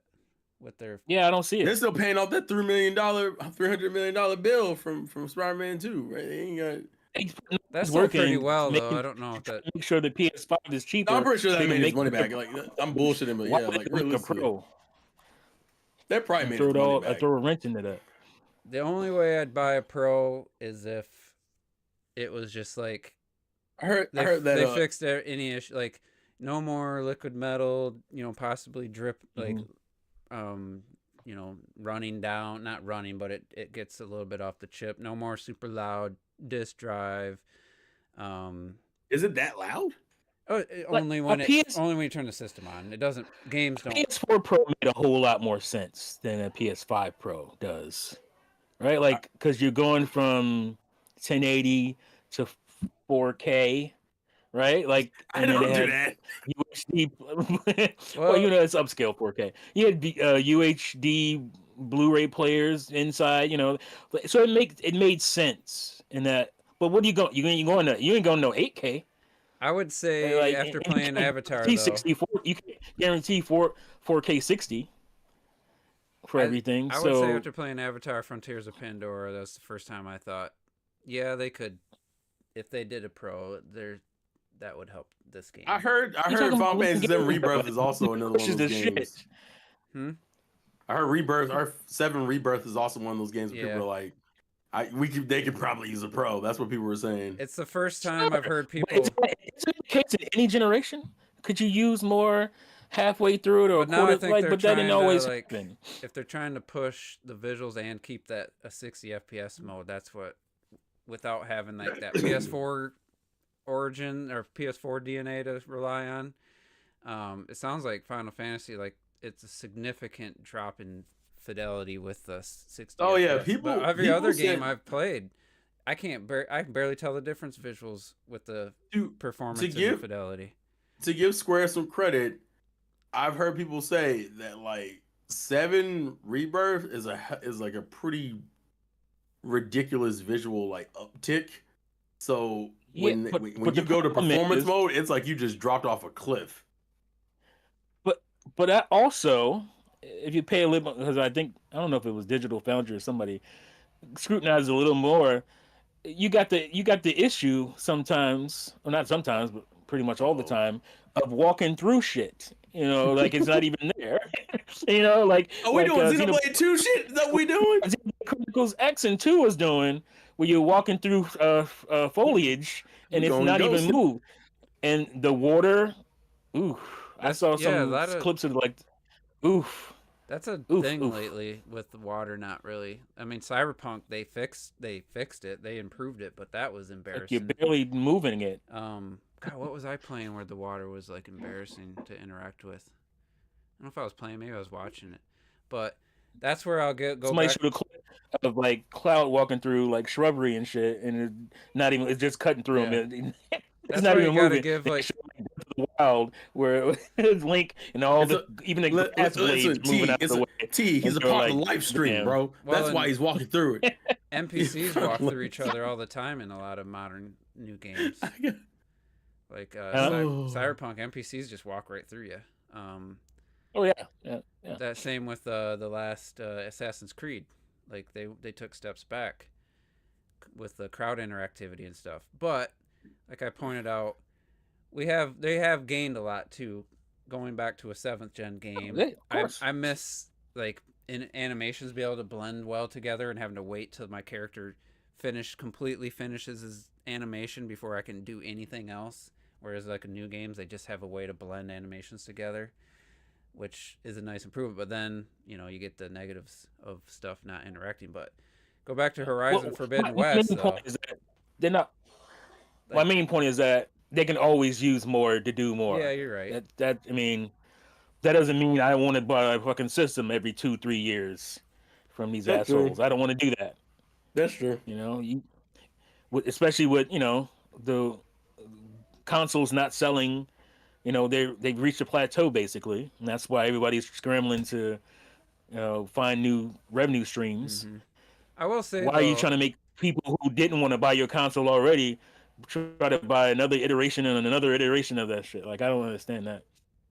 I mean, that's why you gotta like choose. Like, I feel like take away some of the graphics somewhere so that like the grass fucking moves when you walk through it.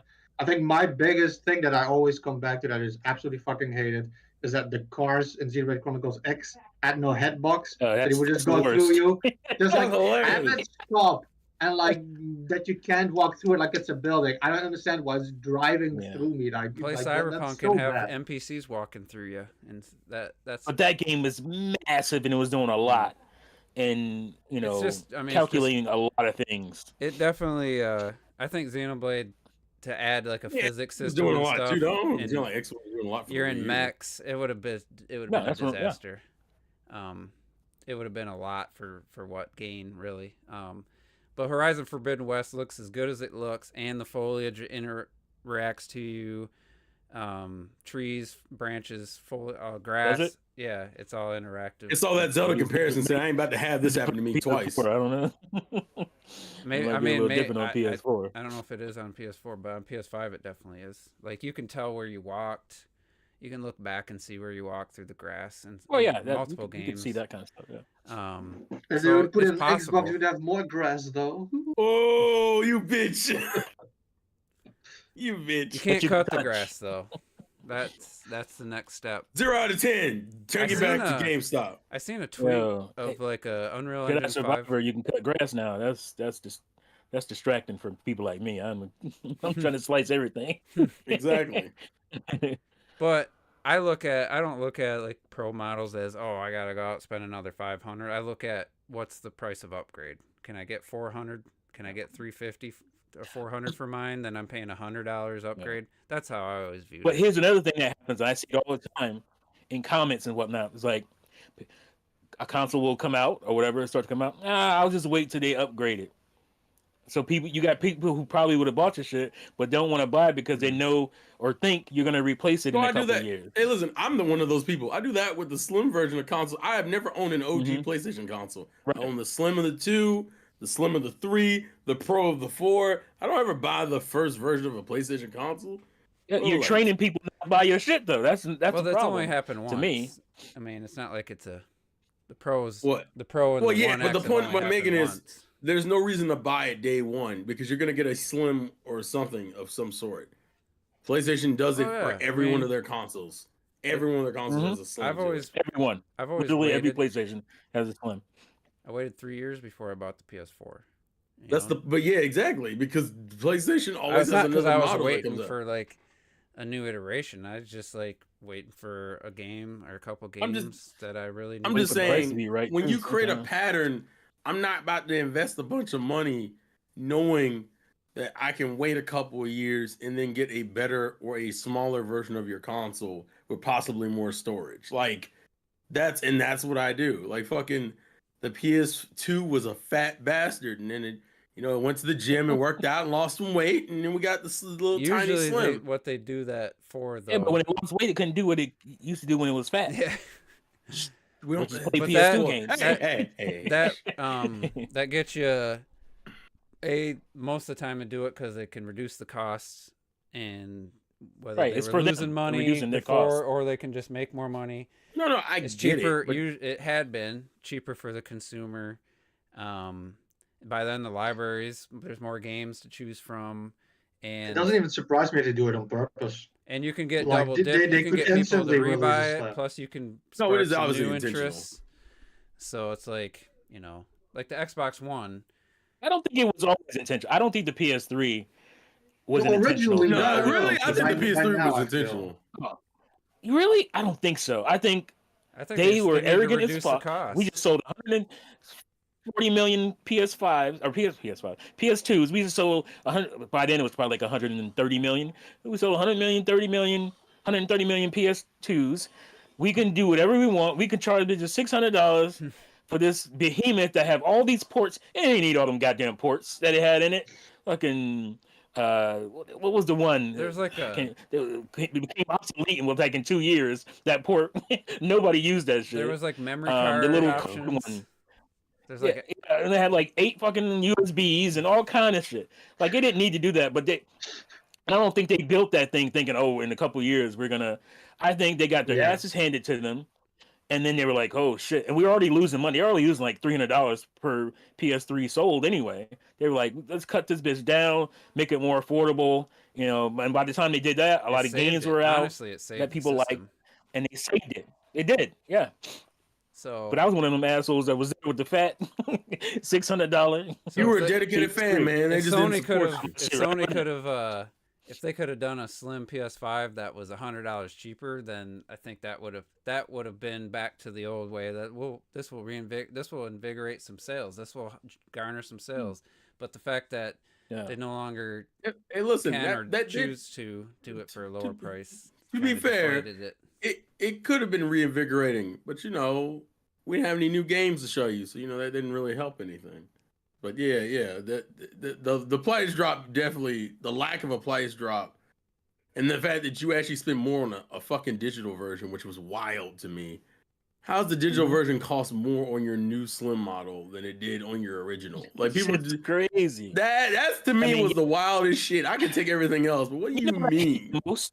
I hate the most inflation. Bitch, they act like inflation was just invented a year ago. Like we've always had fucking inflation. It's nothing new. Movies don't cost what they used to cost. Nothing costs what it used to cost. So we always stop making this bullshit ass inflation excuse. I'm so sick of it. I'll give it. If it was like less than 50, they did increase the storage, but only like 200 gigs. It wasn't like double or anything. So it's slightly better, but it's not. I can understand a digital console costing more if you base it off the principle that digital games should cost less, but they don't do that. Well, right. I think and that's still kind of fucked up. Put But yeah, themselves I in a agree. pickle because it has the option to add. You can put on the disk drive, and it's like if we charge. This is just like thinking about it. If you charge $400 for the digital, $500 for the physical, then your disk drive would have to cost $100. Otherwise, you can just buy the digital and the disk drive and have it cheaper than just buying the physical in one. So I think they had two choices: have the disk drive be $100 or raise the price of the digital. If you're gonna if that was their goal, was to have it be expandable so you could add a disk drive. So, and you could justify, honestly, to buy a 4K Blu-ray USB drive is like $120. Like if you wanted to rip movies to a computer, it's like $120, $150 for a 4K Ultra HD disc drive. They could have just charged $100. Right. And I don't know if anybody would have bought it but you could wait for sale price or something. So, and I don't know if then they would have to bring the price down on the console. I've never even seen the And they disc don't wanna do drive that shit. in the store. I know they were $70, but It's gonna be rare to see those fucking things in a store. So other than that, Terrell, just as a former PS4 Pro, even if like honestly, depends on what you could get for the Pro. With Yeah, of that course. bundle being $450 right now, if you could jump on that, let's say you put Pro on Marketplace and sell it in a couple days, and you get 200, maybe more. I haven't looked. I would say even if you're just planning on playing PS4 games, it'd be worth the upgrade with all the honestly just how quick everything is with the solid state loading. Yeah, of course. The conversation has come up because I was talking to my friends about it, and they were like, and the improvements to the PS4 games. Someone goes, and I feel like T's gonna have something to say about this. I also heard the suggestion, you could get a Steam Deck OLED, and I was like, honestly, to replace. Why'd you say replace your PlayStation? Replace your Switch. Hey, listen. The fucking Steam Deck is a complementary device. I wouldn't buy it to replace anything. I wouldn't replace anything. It'd just be. I was thinking about. I see that Walmart's no longer selling the Series X for $350, so I was thinking about seeing if I could get $450 for mine. I only have like 3 hours on it. What have you played on it? I played most of Hellblade and a little bit of Ori. So stuff you could have played on your. Yeah, but the things you stuff I played on PC. What the fuck? But I was thinking maybe I'd try a Steam Deck. Maybe if I see if your 1S. Maybe if the Steam Deck OLED would tickle my fancy if I had one, maybe I'd play. Man, you waiting to see what Nintendo doing? Well, now that they're gonna make me wait at least a year, probably. Oh, you falling into believing that, huh? Yeah. We'll see. That Pokemon announcement plus the multiple. I mean, yeah, some of the places are the people who leaked or talked about the Switch, not just the people reporting, but like the companies. Like, yeah, we're working on the LCD. We're doing this. Like, could be all bullshit, but in my mind right now, I've just accepted that Switch 2 is not coming out till 2025. So if it is come out this year, it'd be a pleasant surprise. But I'm not planning right now. I'm already thinking 2025. So right, I can't be. And if it's 2026, that would, I'd be shocked. But why I'm confused. Why do you believe that again? 2026. I won't even buy that bitch in 2026. You get the shit out of my face. Just hearing all. Yeah, it's not confirmed or nothing, but just the reports plus the Pokemon announcement. Like, yeah, that could be cross-gen, that the Legends game, or it could just Nintendo sitting around worrying about what Pokemon doing. Just decide when they're gonna put their console out. We'll see. But I'm just preparing myself mentally. I'm not hating on Pokemon. I'm just saying they kind of do their own thing in a way. No, he's right. Yeah. Pokemon will do his own thing. But still, we have no idea what Nintendo's got planned for the holiday, or really past summer. Like, June. I'm pretty sure summer is 1,000-year door. Yeah, wait till summer before you make. But I'm just like, for me, I'm just preparing mentally to say if it's this year, great. But I'm just ready to accept. I don't really mind if it is in March or whatever next year, like, because they're confident enough to where they can sell systems in March because they did it right. They did it with the Switch. Yeah, they know they can do it before, and they proved that you could still do it and make some money. So it wouldn't be weird or anything.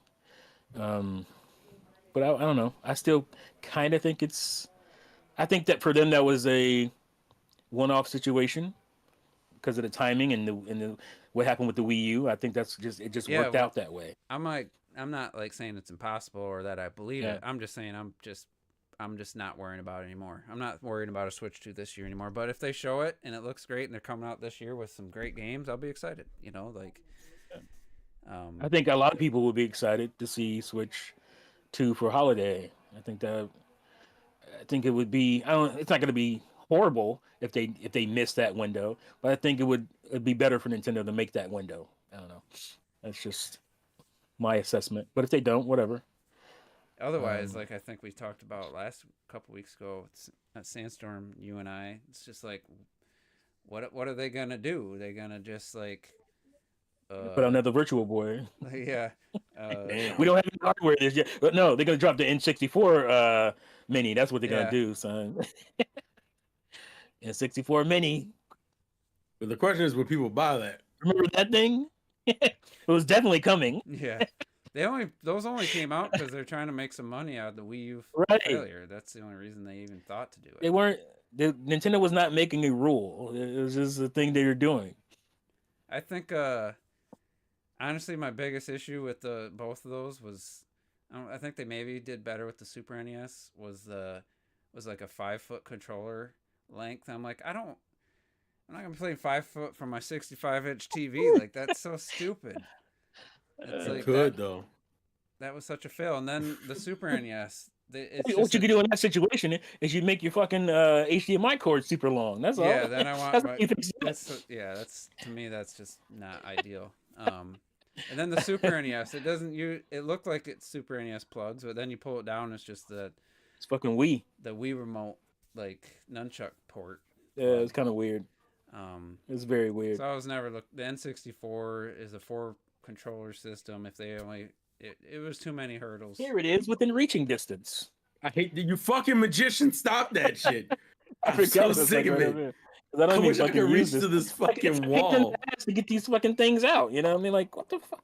Why you even gotta do have it? thumbnails. It's like ridiculous.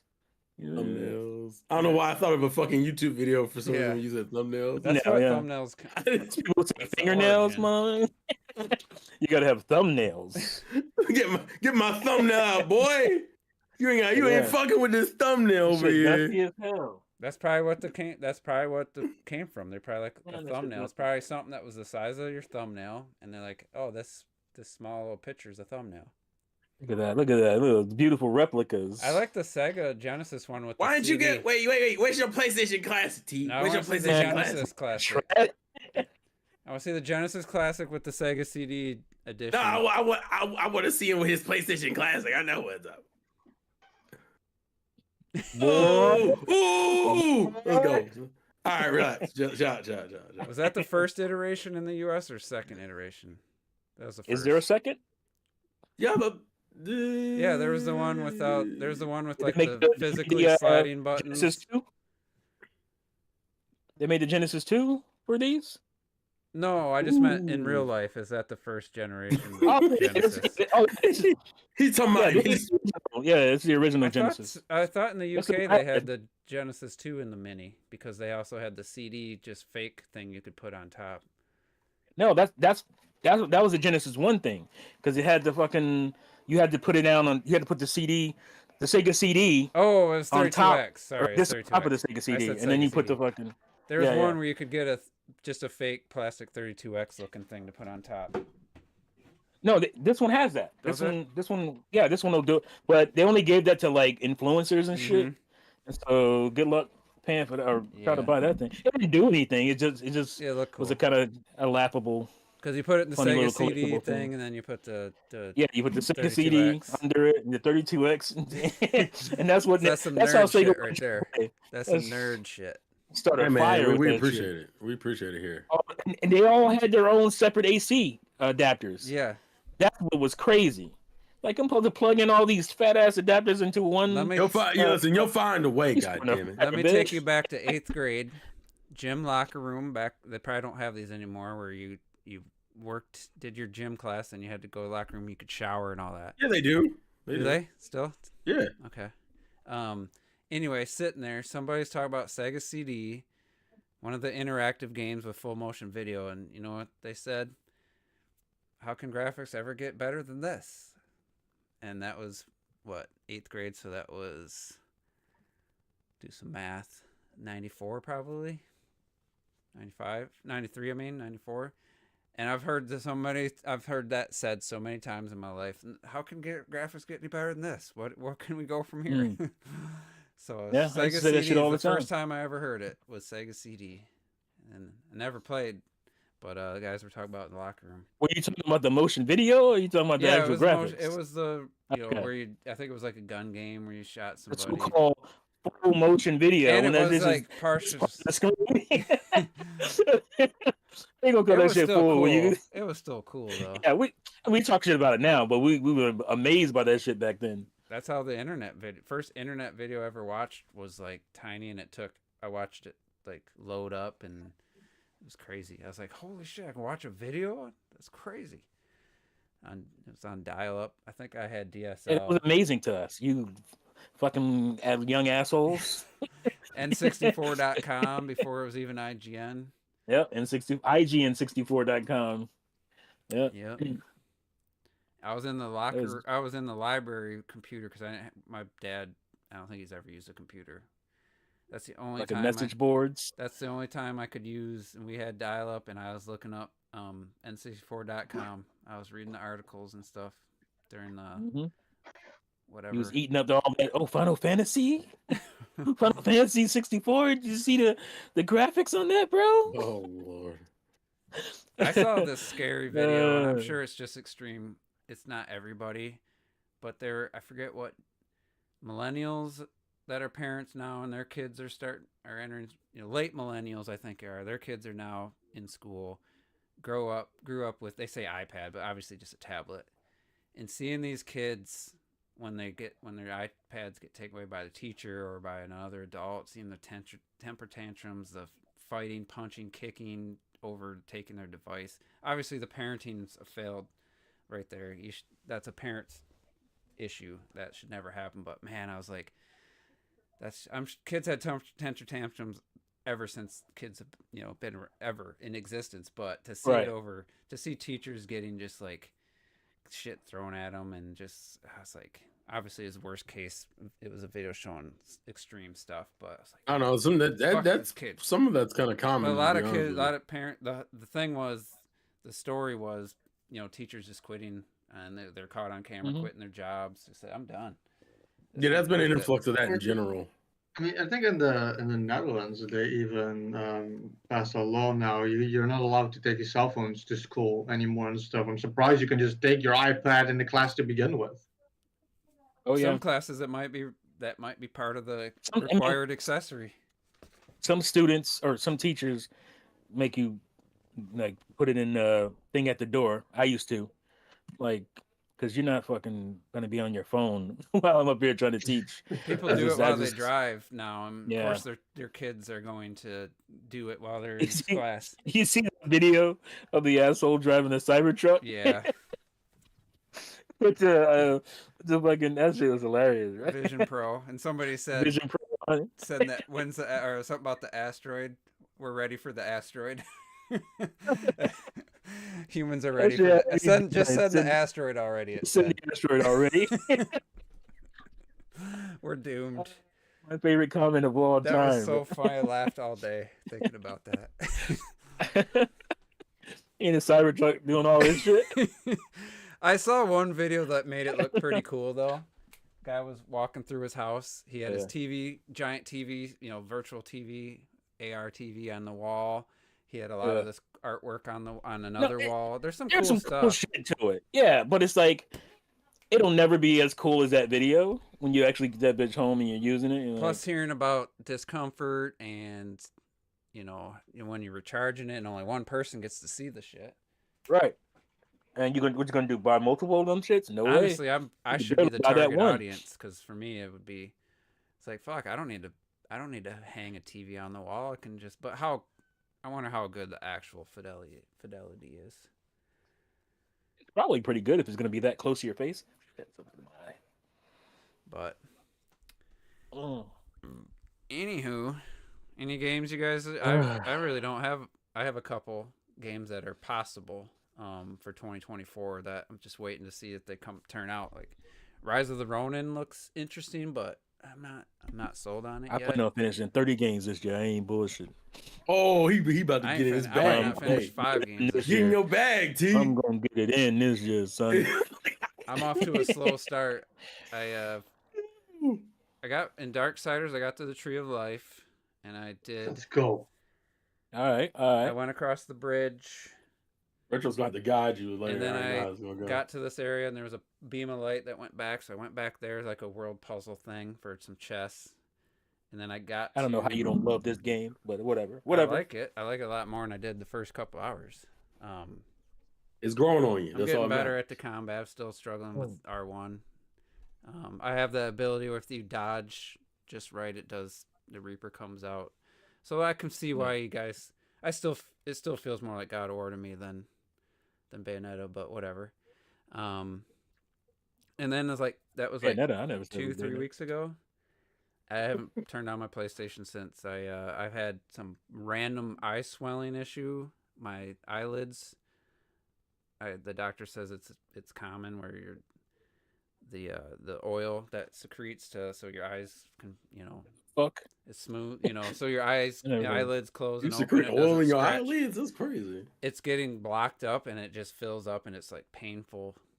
It's just pain in the ass, just out of nowhere. Oh, this old man shit that's happening, man. Never had it. Never had it. I've had acid reflux that nothing helps. I'm on the max amount of medication possible and nothing's changed, so I got to get ass out. reflux. I might have to get my flapper might have to get surgically repaired because nothing's helping. So I'm just like, it's not comfortable to sit down and play games a lot of the time. So, but I did go see Dune 2 yesterday at a premium theater. Yeah, I'm going this week myself. Robert's like, oh, every theater I go to looks like that. I'm like, lucky you. Like this. You live in Jersey, wow. man. Damn, you sound like a hater. Don't Not do that the one by me is bad. It has just nice regular. You can lean back a little bit seats. This was like full reclining, 38 channel Dolby Atmos 4K laser projector, and it was borderline. On one hand, it was awesome. On the other hand, it was one of the worst experiences I ever had because the volume was so loud that my ears were ringing afterwards. It was just... It's very common, I feel, in general at cinemas over here, too. The loud volume and shit. I remember when I went to Star Wars, every time the TIE Fighter shot, I had to fucking close my eyes because it hurt. It was so loud that I'm like... It was... I mean, it's impressive, but just turn it down. People were like, man, this is loud. No, more old man shit. Turn it down. It's too loud. It's called... I still have good hearing. That's my problem. Your cinemas are nuts, man, in America. Like, I think a year ago or something, I don't remember, I went to the cinema in America. You got these fucking leather chairs, you had like a button and shit, just popping out for your legs. That's the first time I've ever experienced it. In the movie, I don't know. It's put my eyes to sleep and shit. Like, I don't want to be that comfortable. The only problem, I kind of like that a lot. I'm almost 6 foot, and my feet were dangling, sitting straight up. They were not. Your feet. If you like, either you just like your feet dangling, or I had to recline because I don't find that comfortable sitting there with my feet off the ground with shoes on.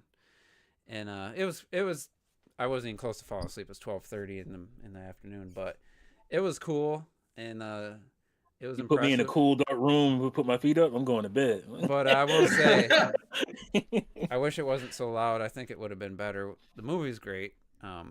I still don't understand why Zendaya's a huge star. She's just the same character. She's MJ, but in a little more serious, I guess, in this.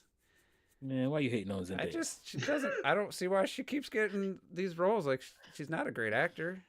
She's not like, I don't know. I don't think she's like amazingly beautiful or anything. Like, I just don't. She doesn't feel right for the part for me. Yeah, let's stop this before we get ourselves in trouble. I mean, just as somebody who never read the book, she doesn't fit with the rest of the movie. Her character just feels almost just out of place. That sounds like a personal assessment. I actually enjoyed her a lot in the first movie, even though she wasn't in it that much. Yeah, I didn't mind her in the first movie. I'm looking forward to seeing her in the pretty big part in this, and it's just like, it's just. Well, what I was saying is I liked her character. What little I got of it in that movie. Like I said, I thought she was fine in the first movie, but now seeing her character fleshed out. She's basically just MJ from Spider-Man, kind of this. She's just like, I don't know how to describe it. It felt weird. It just felt out of place in the universe. Quippy and shit? Because that was MJ from Spider-Man. Not quippy. She's just like casual. Her and her friend are sitting there eating. Like, they're kind of laughing about the religious stuff and kind of mocking the dude. Like, it just didn't feel right. I don't know. I don't have anything against her. She seems like a nice person and stuff, but it just didn't fit. Didn't feel like she fit the movie or the world. That other than that, I thought it was great. And it's like a plank of wood. Yeah, I just don't. I don't get it. I don't know what it is.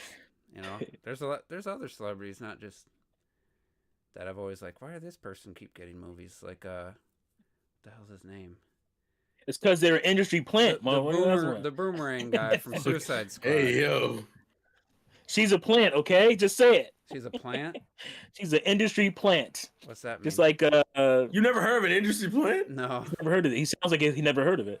What's that T, go get the book out. It sounds like when the industry just keeps pushing somebody out there. Oh, like the dude that was boomerang guy. Like Taylor Kish.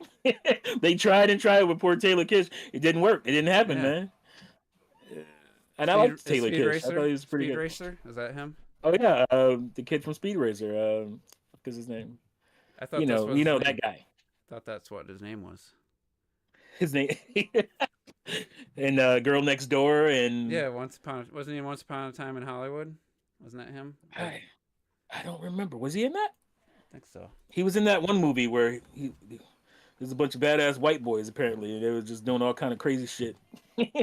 What was the fucking movie? With Bruce Willis was the dad, and they killed some kid and shit. They kidnapped him and shit. Damn, and they ended up killing him. It was a pretty decent movie. Emil Hirsch. That's the guy. Emil Hirsch. Yeah, he was like the lead guy in that movie. He was the guy kidnapped. Somebody owed him money. It was like what's your boy the singer NSYNC? Justin Timberlake. Justin Timberlake was in it. Oh, Time. Like, something about Time. No. Justin Timberlake was like a background character in this. Okay. It was Justin Timberlake. Emil Hirsch was the star, I'm pretty sure. And his dad was like Bruce Willis. Alpha Dog. Thank you, A.B. James. Alpha Dog. Jai Courtney's the guy I was thinking of. He's also Jai Courtney's another one. He's another industry plant. Why? It's almost like not to for people who don't follow sports. Every year when the NFL draft happens, some college player would everyone starts talking about him. This nobody. All of a sudden he gets first pick in the draft, and it's like, where'd this guy come from? Because everybody starts hyping a person up, and then teams just fall for it. And I feel I just feel like that's they tried to make him a thing, and it just wasn't working. But I don't think they're trying to make Zendaya. I think she just is. Okay, Ben Foster. Thank you, A.B. James. He good movie connoisseur. Yeah. Alpha Dog. Yeah. But anyway, how could I forget Ben? Like Ben Foster, he's the guy that should have been a guy. You know what I'm saying? Like he's a good actor. He's a great actor, and he just had never caught on. Actually, people hate that I like this movie, but Warcraft, I kind of like. I don't know what his supposed to. Oh yeah, he was in Warcraft, wasn't it? But I liked him in the movie. Maybe he wasn't the right. Maybe he ruined that character. It wasn't close to what it should have been. But I liked him in the movie without knowing anything about the world or anything. Into the Wild. That's the one I was trying to remember. Into the Wild, where you get that true story, would get killed by the bear and shit. The bears hibernating. And shit. Yeah, I remember that. What's the Wasn't he in Punisher? Wasn't he the he's like dude with all the piercings and shit? Yeah. He's been all over the place, that guy. Are we blowing you away, Retro Death? You always find it fascinating when we remember game releases. Like about these movies, I'm like, I haven't seen half of them, and like half these people, I'm like, I don't know. I love when 30 Days a Night as well. Wasn't he in that? I love when Robert gives me shit because I don't go see a lot of movies now, and he's goes see almost not everything that comes out. He sees a lot of what comes out, and I'm just like, I'm looking through my ticket stubs from the early '90s until like the late 2000, I'd say mid 2000s, and I just have a drawer full of hundreds of ticket stubs. I'm looking through them. Half the movies. You keep ticket stubs too? Yeah. Please. There's movies. I look at the name. I look at the date. I have no idea what the movie is. I couldn't tell you who was in it. It was like a romantic comedy. It was one of those movies that came out, did what it did at the box office, and disappeared off the face of the earth. Never plays on cable. Never plays, cable. It doesn't play on TV. It's not on. It's probably on a streaming service buried in somewhere. And it's like, I've seen more movies I've forgotten than some people probably have seen movies in their life. Like I've seen so many damn movies. And that's why I stopped going all the time, because I would just go to like as many movies per month as I could. And then now I'm looking at the tick stubs. I don't even remember the movie. There's just so many forgettable movies out there. It's like just, so now I just go to the ones that I'm pretty sure I like. And then I'll watch them later on. I watch a lot of movies later on, like Gran Turismo, for instance, now on Netflix. So while I have Netflix, I'll watch it. Oh, is it? No, Yeah. I got something to watch tonight. before I go to Actually, sleep. Yeah. now that I resubscribed and I paid for the higher end, the quality was terrible before. I was on an old plan for years with my sharing it with my mom and the guy at work, and the quality was trash. I thought it was because I was sharing, but I Yeah. re-upped and I selected the highest quality, and it's like I put on a Dune or something. I'm like, damn, this is damn near like 4K disc quality. Like this looks pretty damn good visually. So actually they got their quality. And the case with Max, I tried to watch. Well, I did watch Dune. It depends in on the theater. movie because You look like ass. Max takes stuff off. Max will take stuff off 4K and it'll still be there, but it's only in HD now. So anyway, we better get our podcast still running. Thanks everybody for tuning in. Maybe we'll be back next week. Maybe it'll be 2 Who's a little short comedian though, real quick? Why you say maybe? Short What's his comedian. name? That's in Kevin Hart. Borderlands. He's an industry plant, according to Cat Williams. Hey man, Cat was talking. Cat was. I don't care. We ain't doing this. We can't He's do this. hilarious We in can't do this. Jumanji. I don't give a shit. No, Kevin Hart's hilarious no. in Jumanji. No, listen. Hilarious in Jumanji? Kevin put on the dress, and that's all that mattered. Okay, he put on. I don't subscribe to the dress stuff. Go, you don't dress up. That's the way funniest shit overblown. to me, bro. It's funny. Don't get What it is twisted. Listen. funny. His career Anyway, didn't we're out take here. off until he See you put guys. on the dress. We're That's all. going, my bad. Peace out. Oh, wow. Don't put on the dress, ladies and gentlemen. I meant gentlemen. Jack Black put on the dress.